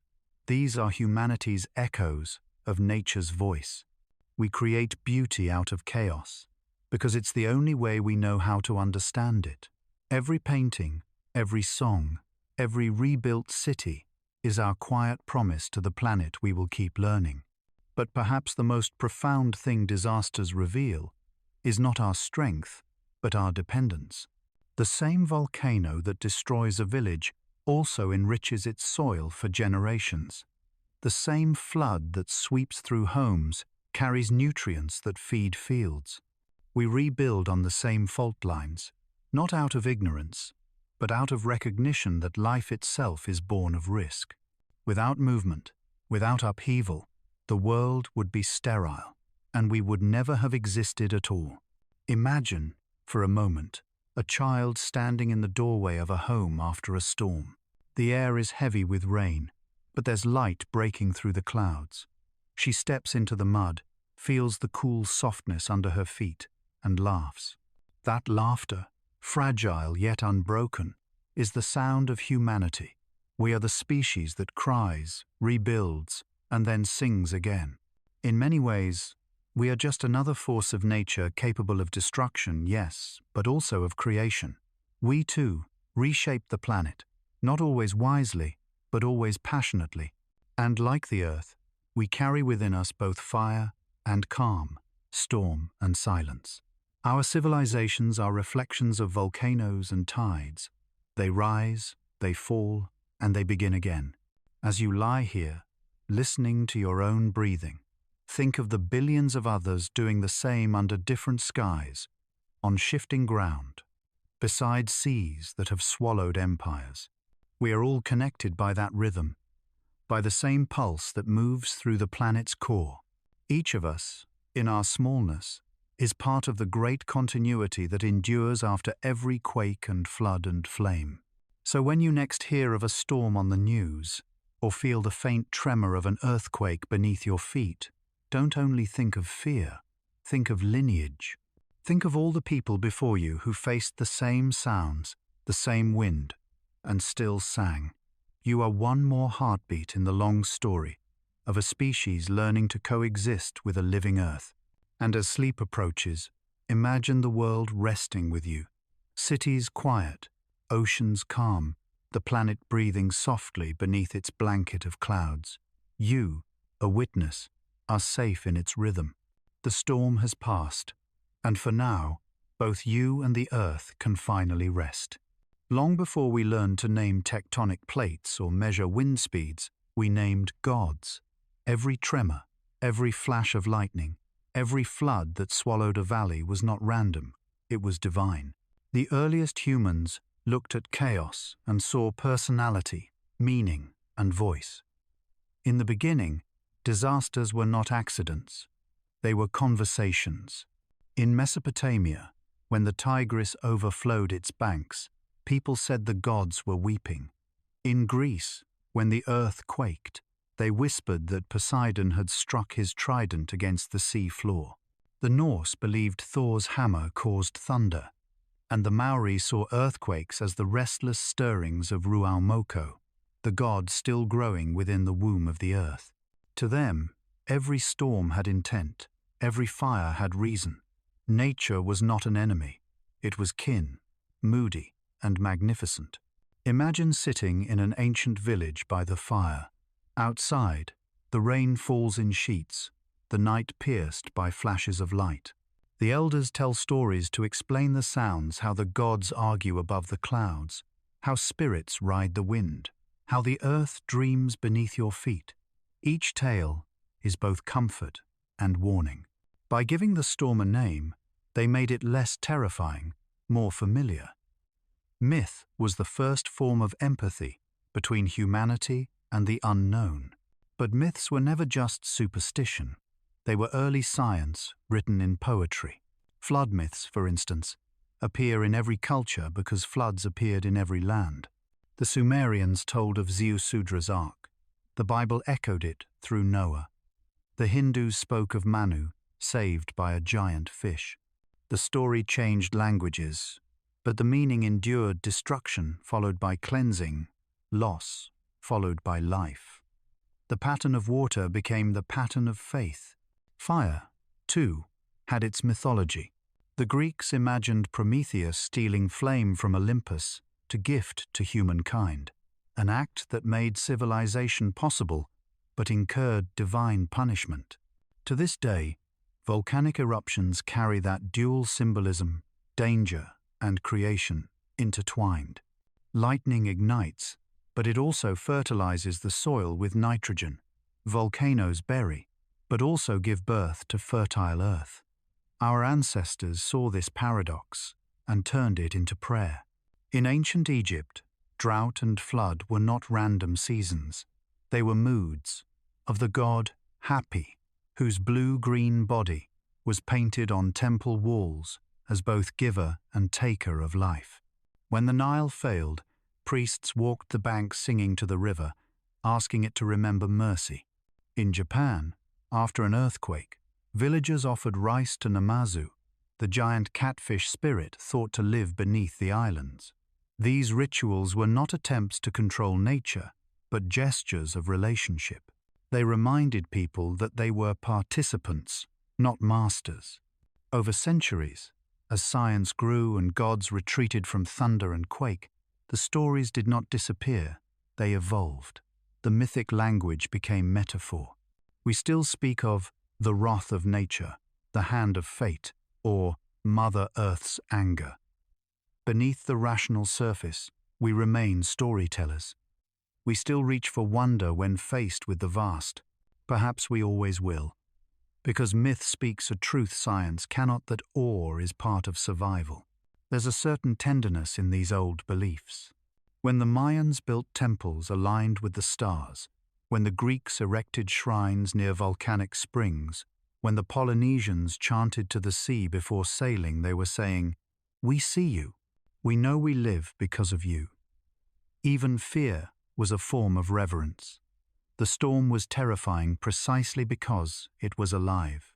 Modern people, surrounded by screens and numbers, sometimes forget that reverence. We see a hurricane on a weather map and think of logistics, not meaning.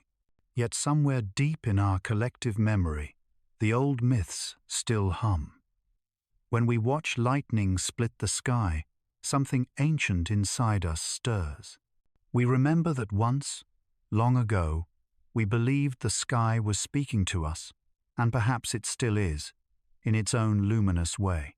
And what if those myths were never entirely wrong? What if the gods our ancestors described were simply metaphors for the planet's consciousness, the way life itself expresses balance and renewal? If so, then worship was not misplaced. It was intuitive. The world is alive, in rhythms and cycles beyond our comprehension. Each eruption, each flood, each windstorm is an expression of that living being adjusting itself. When we kneel before disaster not in fear, but in understanding, we are continuing the same ancient ritual. We are acknowledging that life is larger than us, that we are made not in opposition to chaos, but in its image. So tonight, as you drift towards sleep, think of all the names humanity once gave to the forces of the earth. Think of Thor's hammer striking the clouds, of Isis weeping into the Nile, of the spirits who carried rain across the deserts. They were never gone. They became our metaphors, our memories, our language of wonder. Close your eyes and listen to the quiet outside your window. The wind that moves the leaves might once have been called a god's sigh. The thunder you hear in the distance might once have been a divine drum, but tonight it is simply the world breathing a voice that has spoken to us since the first fire, still singing softly in the dark. Sleep to that voice. Let it remind you that the same forces that create fear also create beauty. In the heart of every myth, the earth still speaks, and it is still telling us, gently and endlessly, how to live within its song. There was a time when science and faith were the same thing, two languages describing one mystery. The first astronomers were priests, the first chemists, alchemists. The first maps of the heavens were painted on temple ceilings. Humanity once looked upward not only to measure the stars, but to ask them for meaning. Somewhere along the way, the two paths diverged. Science sought proof, while faith sought purpose. And yet, even now, when a volcano glows or lightning splits the night sky, both awaken within us at once curiosity and awe. Disasters have always been where these two worlds meet. When the earth quakes or storms rise, we do not only calculate their power, we feel their presence. A scientist may describe the equations of atmospheric pressure, but the poet in us still hears the sky breathe. The physicist measures seismic waves, but the mystic within senses the pulse of something divine moving through the stone. The more we learn, the more we realize knowledge does not erase wonder, it deepens it. Think of the first time early humans saw an eclipse. The sun, their god of light, devoured by darkness in the middle of day. They trembled, prayed, sang, and wept. Today, we know exactly why it happens, how the moon's shadow slides across the planet in perfect geometry. Yet, even knowing, we still gather outside to watch in silence. The mind understands, but the heart still bows. Science has never truly killed mystery. It has only changed its shape. Volcanoes offer another example of this strange union.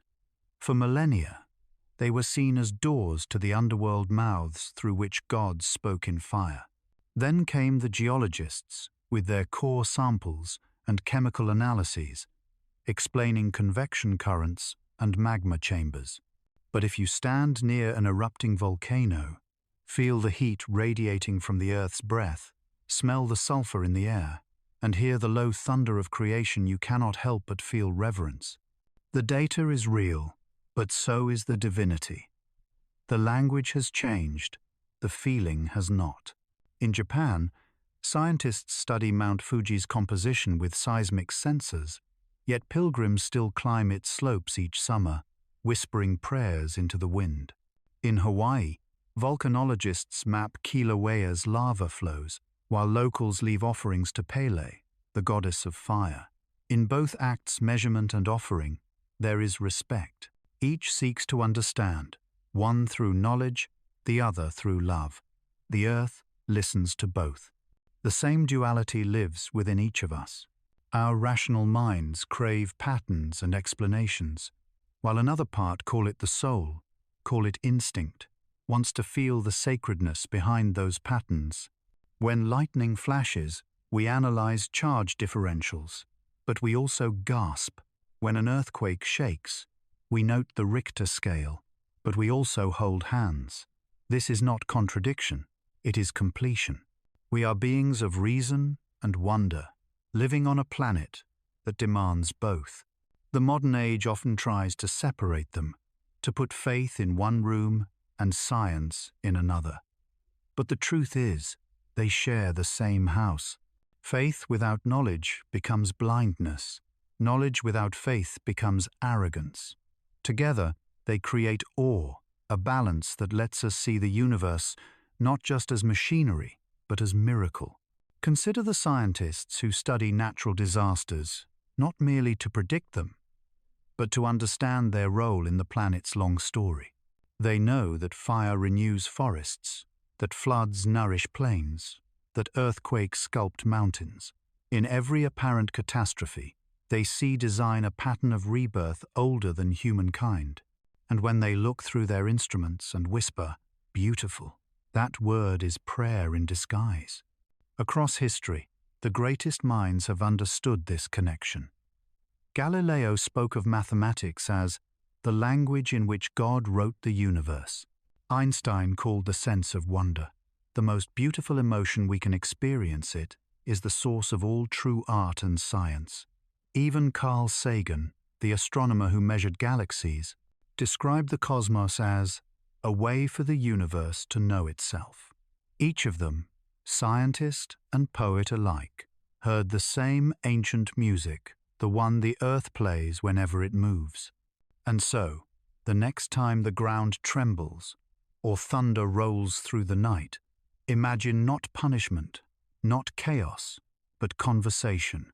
The planet is speaking through physics, through chemistry, through sound and light. It is telling us that knowledge and spirit are not enemies. They are translations of the same song. One measures the notes, the other feels the melody. Somewhere, even now, a scientist is sitting by a volcano's edge, sensors humming beside her, notebook in hand. She records temperatures, gas emissions, seismic vibrations. But in her quiet moments, she watches the glow reflect on the clouds and feels something wordless rise in her chest. Call it reverence. Call it belonging. She doesn't worship the volcano, but she honors it. That is the harmony between understanding and faith. The recognition that knowing the mechanics of creation doesn't make it any less sacred. As you drift towards sleep, imagine yourself standing with her under that red sky, listening to the low hum of the earth beneath your feet. The air is warm, alive, full of whispers. You know the science behind it, yet it still feels like magic.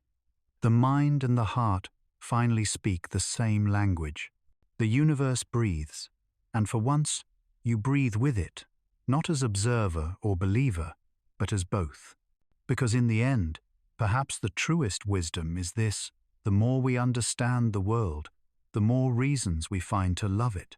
Imagine, just for a moment, a world that no longer moves. No wind, no tides, no quakes, no storms, only stillness. The oceans hang like glass, clouds freeze in place, and mountains stand forever without erosion or song. At first, it might seem peaceful, a planet, without pain, without disaster. But listen closer to that silence, and you will realize it is not peace you're hearing. It is death. If the earth stopped breathing, if its tectonic plates went still, if its molten core cooled, if the air ceased its eternal migration, life would not flourish, it would vanish. The very things we call disasters are what keep this world alive. Without motion, there is no renewal. Without pressure, there is no evolution. The planet's trembling is its heartbeat, and its storms are its pulse. Inside the Earth, the molten core spins faster than the crust, a hidden engine driving magnetic fields that shield us from cosmic radiation. That magnetism guides, compasses, paints auroras, and protects every living cell from the sun's unfiltered rage. If that core ever froze, the the shield would vanish. Solar winds would strip away our atmosphere. The oceans would boil, and the sky would fade to grey. The Earth would become quiet, but uninhabitably so. Without volcanoes, the planet's carbon cycle would break. Carbon dioxide, the breath of plants and the regulator of climate, would no longer rise from the crust. The balance that has sustained forests, oceans, and the delicate line of temperature that allows water to remain liquid would shatter. The air might clear for a moment, but in time it would grow thin and sterile. Even silence has a cost. The same stillness would destroy the oceans. Without tides, stirred by the moon's gravity and the Earth's rotation, the seas would stagnate. Nutrients would sink to the depths, locked away from the light, and marine life would starve. The rhythmic pulse of waves, the heartbeat of water itself would fade. On the surface, the calm would be absolute, the reflection of the sky flawless. But beneath that beauty, everything would die.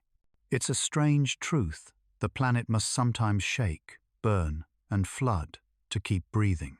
The violence we fear is the same motion that keeps us alive. Every disaster, no matter how catastrophic, is part of the Earth's exhale. And when it inhales again through quiet forests, steady rain, and calm seas, life begins anew. Science calls this dynamic equilibrium. Philosophy calls it balance. Spirituality calls it the dance of opposites, creation and destruction, locked in eternal embrace. The ancients might have called it divine rhythm. Whatever name we choose, it means the same thing. Stillness is not the goal of nature. Harmony is. But what if, one day, that rhythm really did end? What if the Earth, after billions of years of motion, decided to rest? We often dream of eternal calm, but eternity is not meant for living things. Imagine the last storm fading, the last volcano cooling, the last wave folding back into the sea. The world would grow colder each year, its colors dimming to shades of gray. Without the shifting of continents, there would be no new mountains to catch rain, no rivers to carve valleys, no minerals to feed soil. Even time would feel heavier, slower, more final. Perhaps, in that final silence, the planet would resemble the moon, beautiful, yes, but empty, a sculpture rather than a song.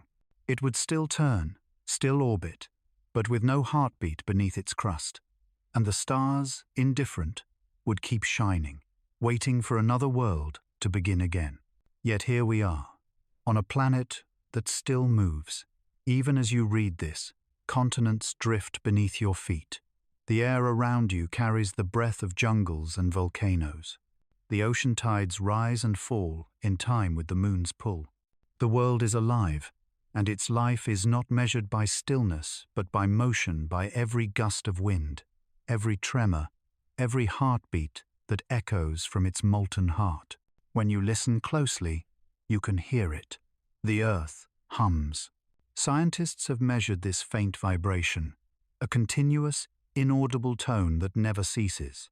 It's the resonance of waves, earthquakes, and air currents, blending into one eternal note.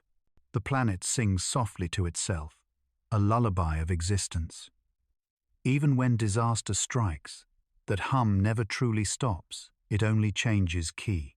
And perhaps that's what we should learn from our restless home, that life's beauty is inseparable from its motion. To live without change would be to freeze. To exist without pressure would be to disappear. Every ending is part of the breath of something larger, something ongoing. So tonight, as you lie in the stillness of your room, remember that true silence doesn't exist, not even in the deepest night. Beneath your pillow, the earth is whispering, shifting, turning gently toward morning. The air moves in your lungs, the planet spins beneath you, and the stars drift slowly across the dark. You are part of that motion, part of the breath that keeps this fragile sphere alive. If one day the earth does stop breathing, it will only be because it has finished its song. Until then, listen to it hum beneath you, and know that the shaking, the storms, and the tides are all proof of the same miracle, that we live on a world that refuses to sleep. Sleep well within that living rhythm. The world is still breathing. Morning always comes after chaos. When the clouds drift apart and the first slant of sunlight pierces the wreckage, the world exhales. The air smells of rain, minerals, and smoke like a sigh of cleansing. Trees lean, roofs shimmer with water, and puddles mirror a sky reborn. Every disaster, no matter how fierce, eventually yields to this stillness. The silence that follows is not emptiness, it's restoration. Walk through a forest days after a wildfire, and you will see the quiet miracle of persistence. Blackened trunks still stand, their bark cracked, but their roots alive. The ground, once charred and lifeless, begins to glisten with a faint green film of moss. Within weeks, seedlings appear, defiant and small, pushing through the ash. Birds return sooner than anyone expects, their songs tentative but steady. Nature wastes no time in mourning. It rebuilds itself in whispers. Flooded fields recede, leaving behind soil dark and fertile. Riverbanks reshape themselves, drawing new lines across the land. Coral reefs, once shattered by waves, send out invisible larvae to settle again. Even the skies recover. The ash that once veiled the sun slowly falls into the sea, feeding plankton, which feed fish, which feed life. Nothing is lost. Everything becomes something else. The earth knows how to forgive itself. Humans, too, are part of that forgiveness. We sweep streets, patch roofs, and rebuild walls. But in doing so, we also repair something inward. After every disaster, we rediscover the quiet heroism of hands, the ones that hold, build, and comfort. We remember that survival is a shared act. The farmer salvaging seeds, the nurse tending the wounded, the child planting a tree in scorched soil, all of them are echoes of the same vow life will continue. And sometimes, amid the ruins, we create beauty. Artists paint the aftermath colors bleeding into gray, light shimmering through broken glass. Writers describe what cannot be photographed, the way silence feels heavier after thunder, the way time slows when loss becomes memory. Out of destruction, a new language is born. In a strange way, disaster gives us clarity. It teaches us what cannot be replaced, what truly matters. Philosophers have long compared this renewal to seasons. Spring, they said, is not separate from winter, it is its answer.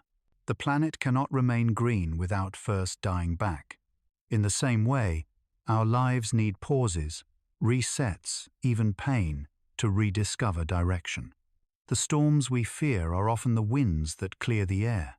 Science sees this too. Ecosystems depend on disturbance. Forests that never burn become brittle. Rivers that never flood stagnate.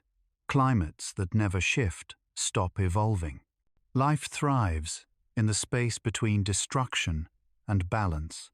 The pattern is ancient and unbroken tension, release, recovery. The earth, like a heart, beats through these cycles, each pulse a rhythm of renewal.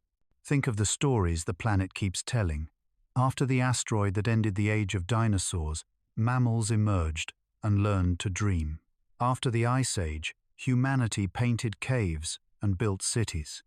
After every extinction, there came invention. Every scar the earth bears is also a doorway to new life. It has never truly stopped healing. It simply changes form. And perhaps that is the final message buried within every natural disaster. We, too, are meant to change. We are not separate from the earth's storms. We are one of their expressions. The resilience of coral, the rebirth of forests, the calm after thunder, these are the same strengths within us. We shake, we burn, we break, and yet We rise, always. Close your eyes and imagine standing at dawn after the storm. The air is cool, damp, quiet. The sun, rising through clouds, catches in droplets on leaves, turning each one into a tiny prism. The world glows, as if freshly made. Somewhere nearby, a river hums softly as it carves a new path through the land. Everything smells of beginning. In that moment, you can feel it, the planet breathing again. You take a deep breath with it, realizing that every inhale you've ever taken has been borrowed from this same rhythm, the same eternal cycle of destruction and renewal. You are not outside of nature, looking at it. You are within it, alive because it moves, because it changes, because it endures. So tonight, as you prepare to sleep, let that thought be your comfort. Storms will come, but so will calm. The earth has survived fire, ice, and darkness, and still it spins, offering us sunrise after sunrise. The same light that glitters on ash glitters also in your eyes. The world is not broken, it is breathing. Each tremor, each wave, each gust of wind is proof that it still loves to live. And in that endless rhythm of loss and renewal, we are carried, sheltered, and remade. Sleep now, knowing that tomorrow, like every tomorrow before it, will begin again with light. Every raindrop that falls on your window tonight has been here before. It has risen from oceans, drifted through clouds, fallen on mountains, flowed through rivers, and returned again, an endless pilgrimage that began billions of years ago. The water that touches your skin when you wash your hands may have once floated over an ancient sea or rested in the ice of a glacier during the age of mammoths. Water remembers, though not as we do. Its memory is rhythm. Its language is motion. Water is the great archivist of the planet. It carries the stories of mountains, deserts, and skies, translating their silence into waves and rain. Scientists can read that memory by studying the isotopes locked within ancient ice cores or the salinity of deep-sea currents. Within those molecules are clues to past climates, ancient storms, and forgotten atmospheres. Each ocean current, each droplet, is a syllable in the planet's autobiography, a script written not in ink, but in flow. If you stand beside the sea and listen long enough, you'll realize that it never truly stops speaking. The waves rise and collapse like breath. The wind hums across their surface like the low tone of a cello. Every sound the ocean makes is a reminder of its endless memory. It has seen continents drift apart, civilizations rise and fall, stars reflected on its surface fade away, and yet it remains. The sea is also a mirror. When the sky darkens, it swallows the stars. When the dawn arrives, it glitters like glass. No matter how chaotic the storm above, the water below absorbs it, remembers it, and eventually calms again. The ocean teaches us that peace isn't the absence of disturbance, it's the transformation of it. In myths, water was always sacred because it was alive. The Greeks spoke of Oceanus, the river that encircled the world. The Hindus described the cosmic ocean from which the universe itself was churned. The Maori told of Tangaroa, god of the sea, whose tides were his heartbeat. These stories were not merely poetic, they were intuitions of a truth we still confirm in science, that every living thing flows from water and returns to it. Consider this: 70% of the human body is made of water. Yet that water doesn't stay still. It moves, it circulates, it evaporates, it returns. The ocean is not outside of us, it's within us. Every heartbeat sends tidal waves through our veins. Every breath we exhale becomes part of the cloud that will rain somewhere tomorrow. We are walking oceans, carrying memory wherever we go. But water, for all its gentleness, is also power. It carves canyons, topples cliffs, wears down the hardest stone, with nothing more than patience. That duality, softness and strength, makes it the perfect metaphor for life itself. What yields can also endure. What flows can also shape. After disasters, water is always the first to return. It fills craters, cleans wounds, carries seeds to new soil. In silence, it restores what fire and wind have undone. Its memory is forgiveness. Tonight, as you listen to the soft sounds around you, perhaps rain against a window, or the faint hum of your own pulse, remember that you're hearing echoes of the oldest rhythm on Earth. Water is the planet's breath made visible. It connects everything that has ever lived. Every tear shed, every cup drunk, every ocean wave breaking against a distant shore, they are all one continuous conversation. The ocean never forgets, and perhaps it never forgives either. But it teaches balance, the art of returning, the wisdom of patience. It tells us that even when scattered into vapor or frozen into ice, every part of life eventually comes home. Close your eyes. Imagine yourself floating on calm water under a wide sky. Each ripple that touches you has traveled across centuries. It carries the laughter of ancient rain, the whisper of forgotten rivers, the blessing of storms long past. You are surrounded by memory, embraced by something that has always known you. Sleep within that ocean's rhythm. Let it remind you that everything flows, everything returns, and nothing, truly nothing, is ever lost. When we think of natural disasters, we often forget the quiet creatures that live through them, the animals who sense the coming storm, the birds who ride the wind, the coral that rebuilds reefs one grain at a time. To the earth, they are its engineers, its hidden architects. They adapt faster than we can measure, shaping the planet not with machines or blueprints, but with instinct. Before an earthquake, elephants in Africa walk away from the epicenter hours before the first tremor. Their feet can sense vibrations through the ground long before humans notice them. Dogs grow restless, snakes rise from their burrows, and birds fall silent. The planet speaks, and they listen. It is not superstition, it is biology. Their bodies are tuned to frequencies we've forgotten how to hear. After disaster, they rebuild without hesitation. Beavers dam rivers once more, creating wetlands that heal the wounds of floods. Coral polyps, tiny, translucent creatures, smaller than a grain of sand, grow over the scars of shattered reefs, transforming devastation into color. Forests regenerate through animals. Two birds scatter seeds across the burn marks of wildfires. Deer trample soil so that roots can take hold. Without them, recovery would take centuries. In every catastrophe, life finds a way to turn loss into design. Scientists studying volcanic islands have observed how spiders arrive first, carried by the wind on threads of silk. Then come birds, bringing seeds in their feathers. Soon insects, mosses, and flowers follow. Within years, what was once a wasteland becomes a garden. The planet rebuilds not through force, but through cooperation, each species adding one brushstroke to the masterpiece. Even the smallest creatures understand geometry. Ants rebuild their tunnels after floods in spirals that resist collapse.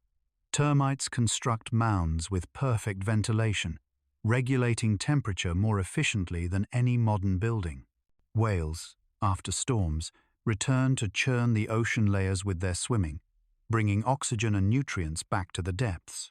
Everywhere you look, the pattern is the same life, moving from disorder to balance, from chaos to architecture. Ancient cultures noticed this and called it divine order. The Egyptians painted scarab beetles rolling suns across the sky, symbolizing rebirth. The Mayans carved serpents into temples, believing they carried storms from one world to another. To them, animals were not lesser beings. They were messengers between earth and eternity. In a sense, they still are. Every wingbeat of a bird, every ripple of a fish, every tremor sensed by an elephant is part of the same ancient communication between life and planet. Animals are not reacting to nature. They are nature, acting through its design. Perhaps the greatest tragedy of modern life is how far we've drifted from that instinct. We measure, predict, and analyze, but rarely listen. Yet the animals remind us that awareness is not about knowledge, it's about connection. They survive not because they control the earth, but because they belong to it completely. Picture a landscape after a storm's silence at first, then movement. A small fox sniffs through wet grass.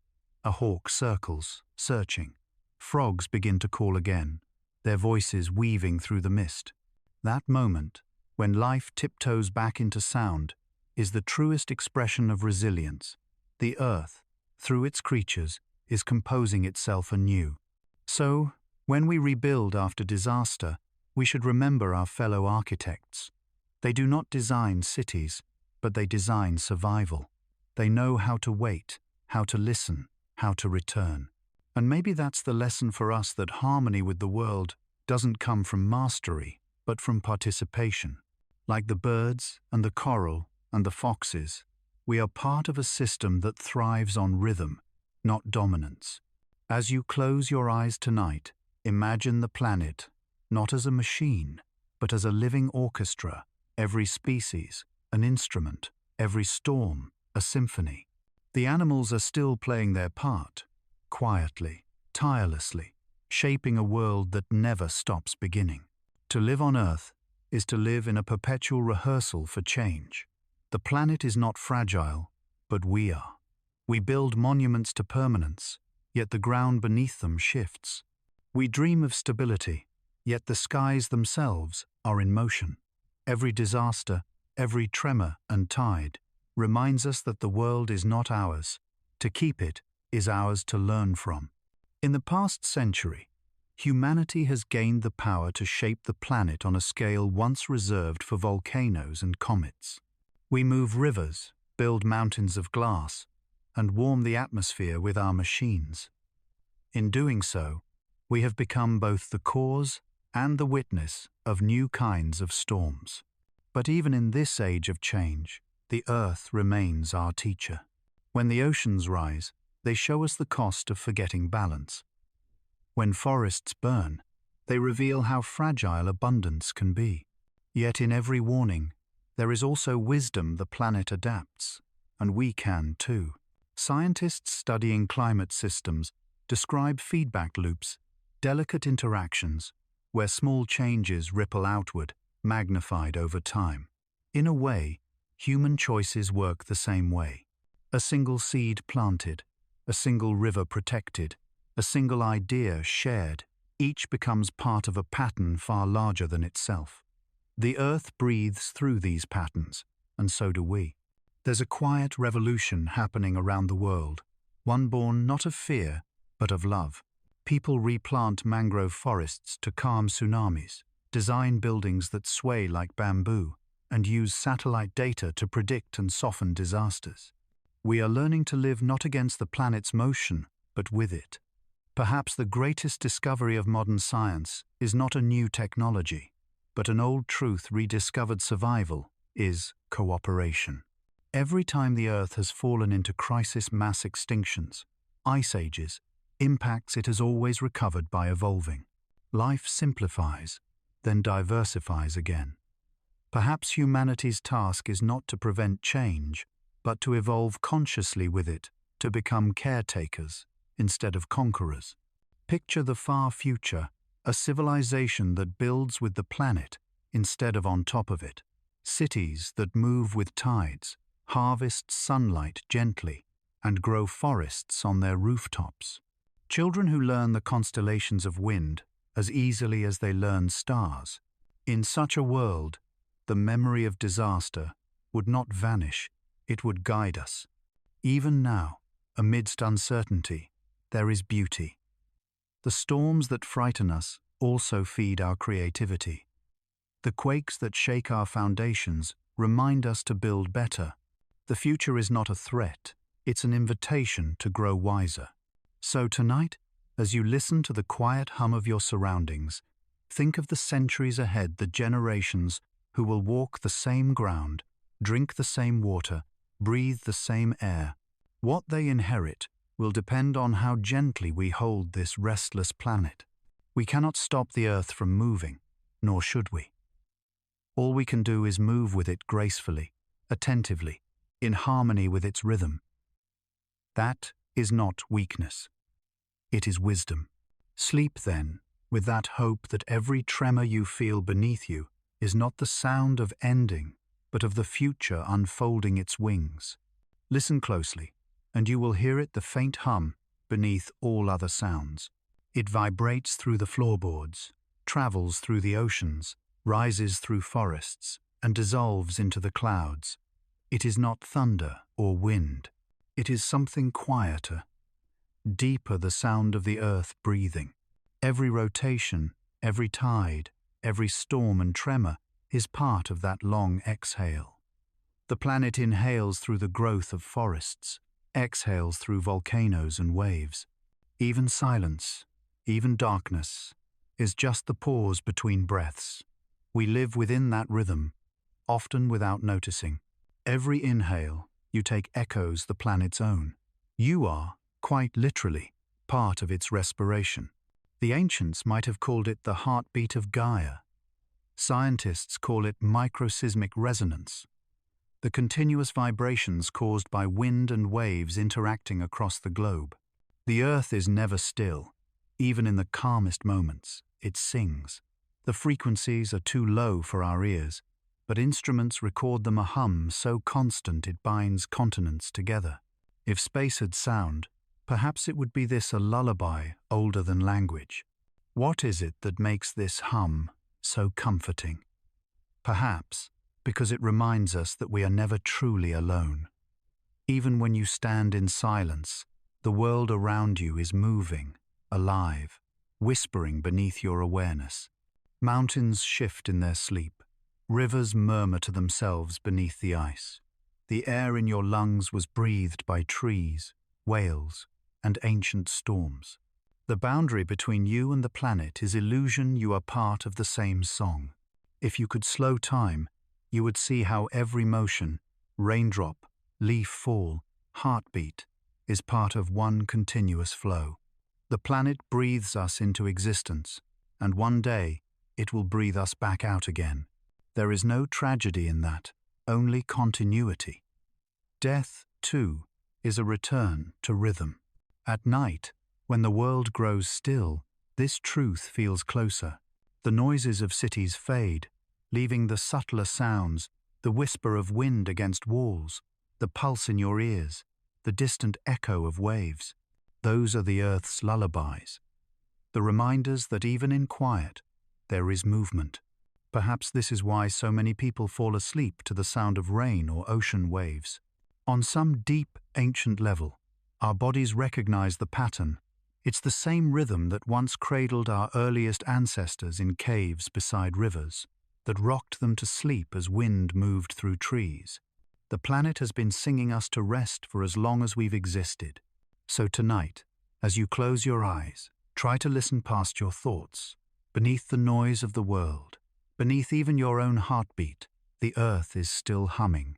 It hums for the oceans that shimmer beneath moonlight, for the mountains that guard their silent fires, for the winds that never tire.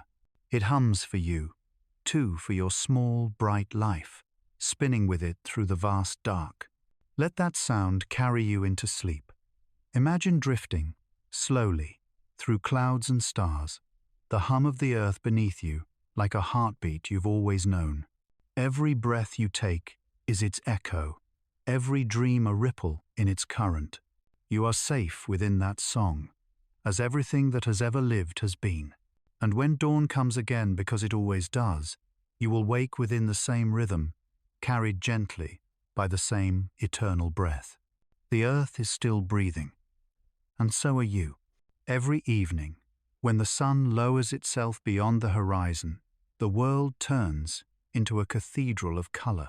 Gold softens to rose, rose deepens into violet, and then, if the air is clear enough, a brief, emerald flame flickers across the edge of the sea. These are not random shades. They are the planet's vocabulary, the way the atmosphere speaks to us after a day of storms, before a night of rest. Light, like sound or wind, is part of the Earth's long conversation with itself. The first people to walk this planet didn't know about refraction or scattering. They looked up and saw miracles painted across the sky, and they listened. They saw the sunrise as a promise, and the sunset as forgiveness. To them, light was not just illumination, it was meaning.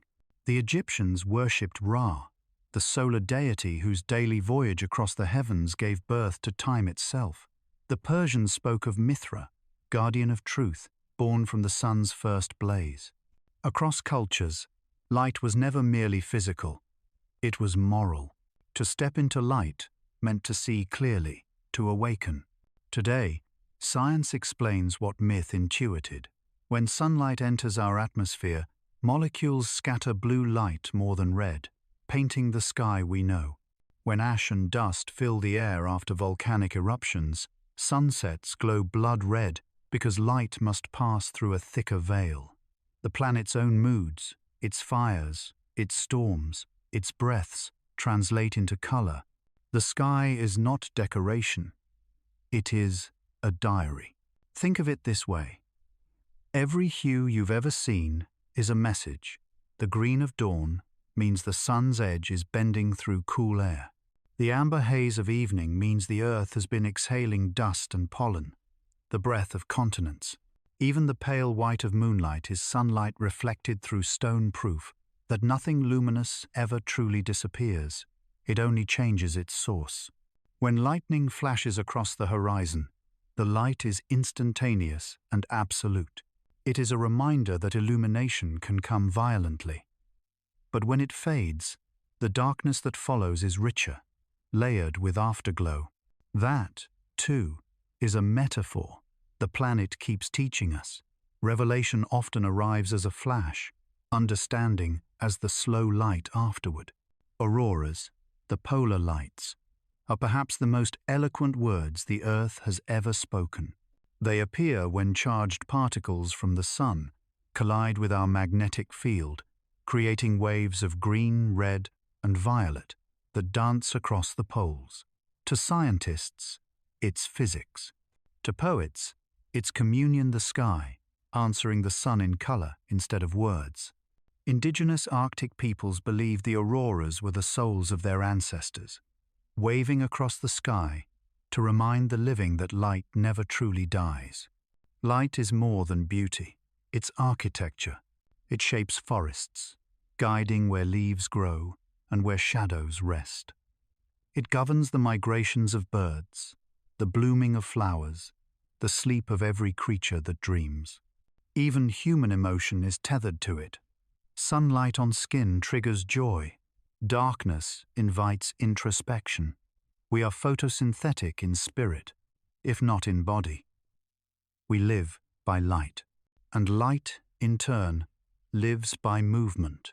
It never stops traveling. The photons that warm your face today may have left the surface of the sun 8 minutes ago, or the heart of a distant star 1,000,000 years before humanity began. Each beam is a traveler, carrying the memory of where it has been, whispering its history as color. The sunsets you see tonight are not endings, they are arrivals. In the aftermath of disasters, light always returns first. It filters through clouds, finds reflections in the smallest drops of water, paints broken windows in rainbows. After wildfires, the rising sun glows through the haze like a heartbeat behind gauze. After floods, it dances across ripples, turning ruin into shimmer. Light is forgiveness. Embodied, it never holds a grudge against the dark. If you've ever watched dawn after a sleepless night, you know the feeling, the first thin line of gold creeping along the horizon, promising that motion continues. That line is the same one seen by ancient sailors, monks in desert towers, and you now. Light has no beginning or end. It only changes hands. Perhaps that's why we find such comfort in it. It reminds us that clarity exists, even if only briefly. It tells us that every shadow is temporary, every color fleeting but purposeful. The sky writes this truth in a new palette each day, and all we must do is look up. As night falls, stars appear silent, steady, eternal. They are reminders of a different kind of light, one that travels across unimaginable distances just to touch your eyes.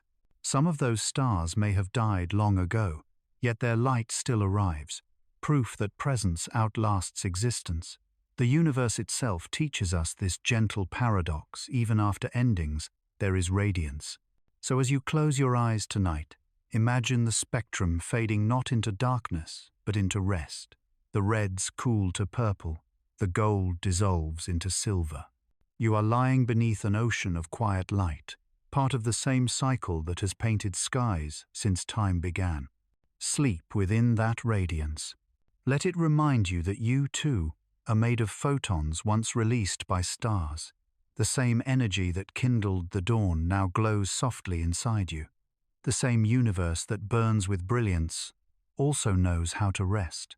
The sky will speak again tomorrow in color, in warmth, in light, and when it does, may you be there to listen. Every planet lives between extremes. For Earth, those extremes are fire and ice, the twin dreams that sculpt its destiny.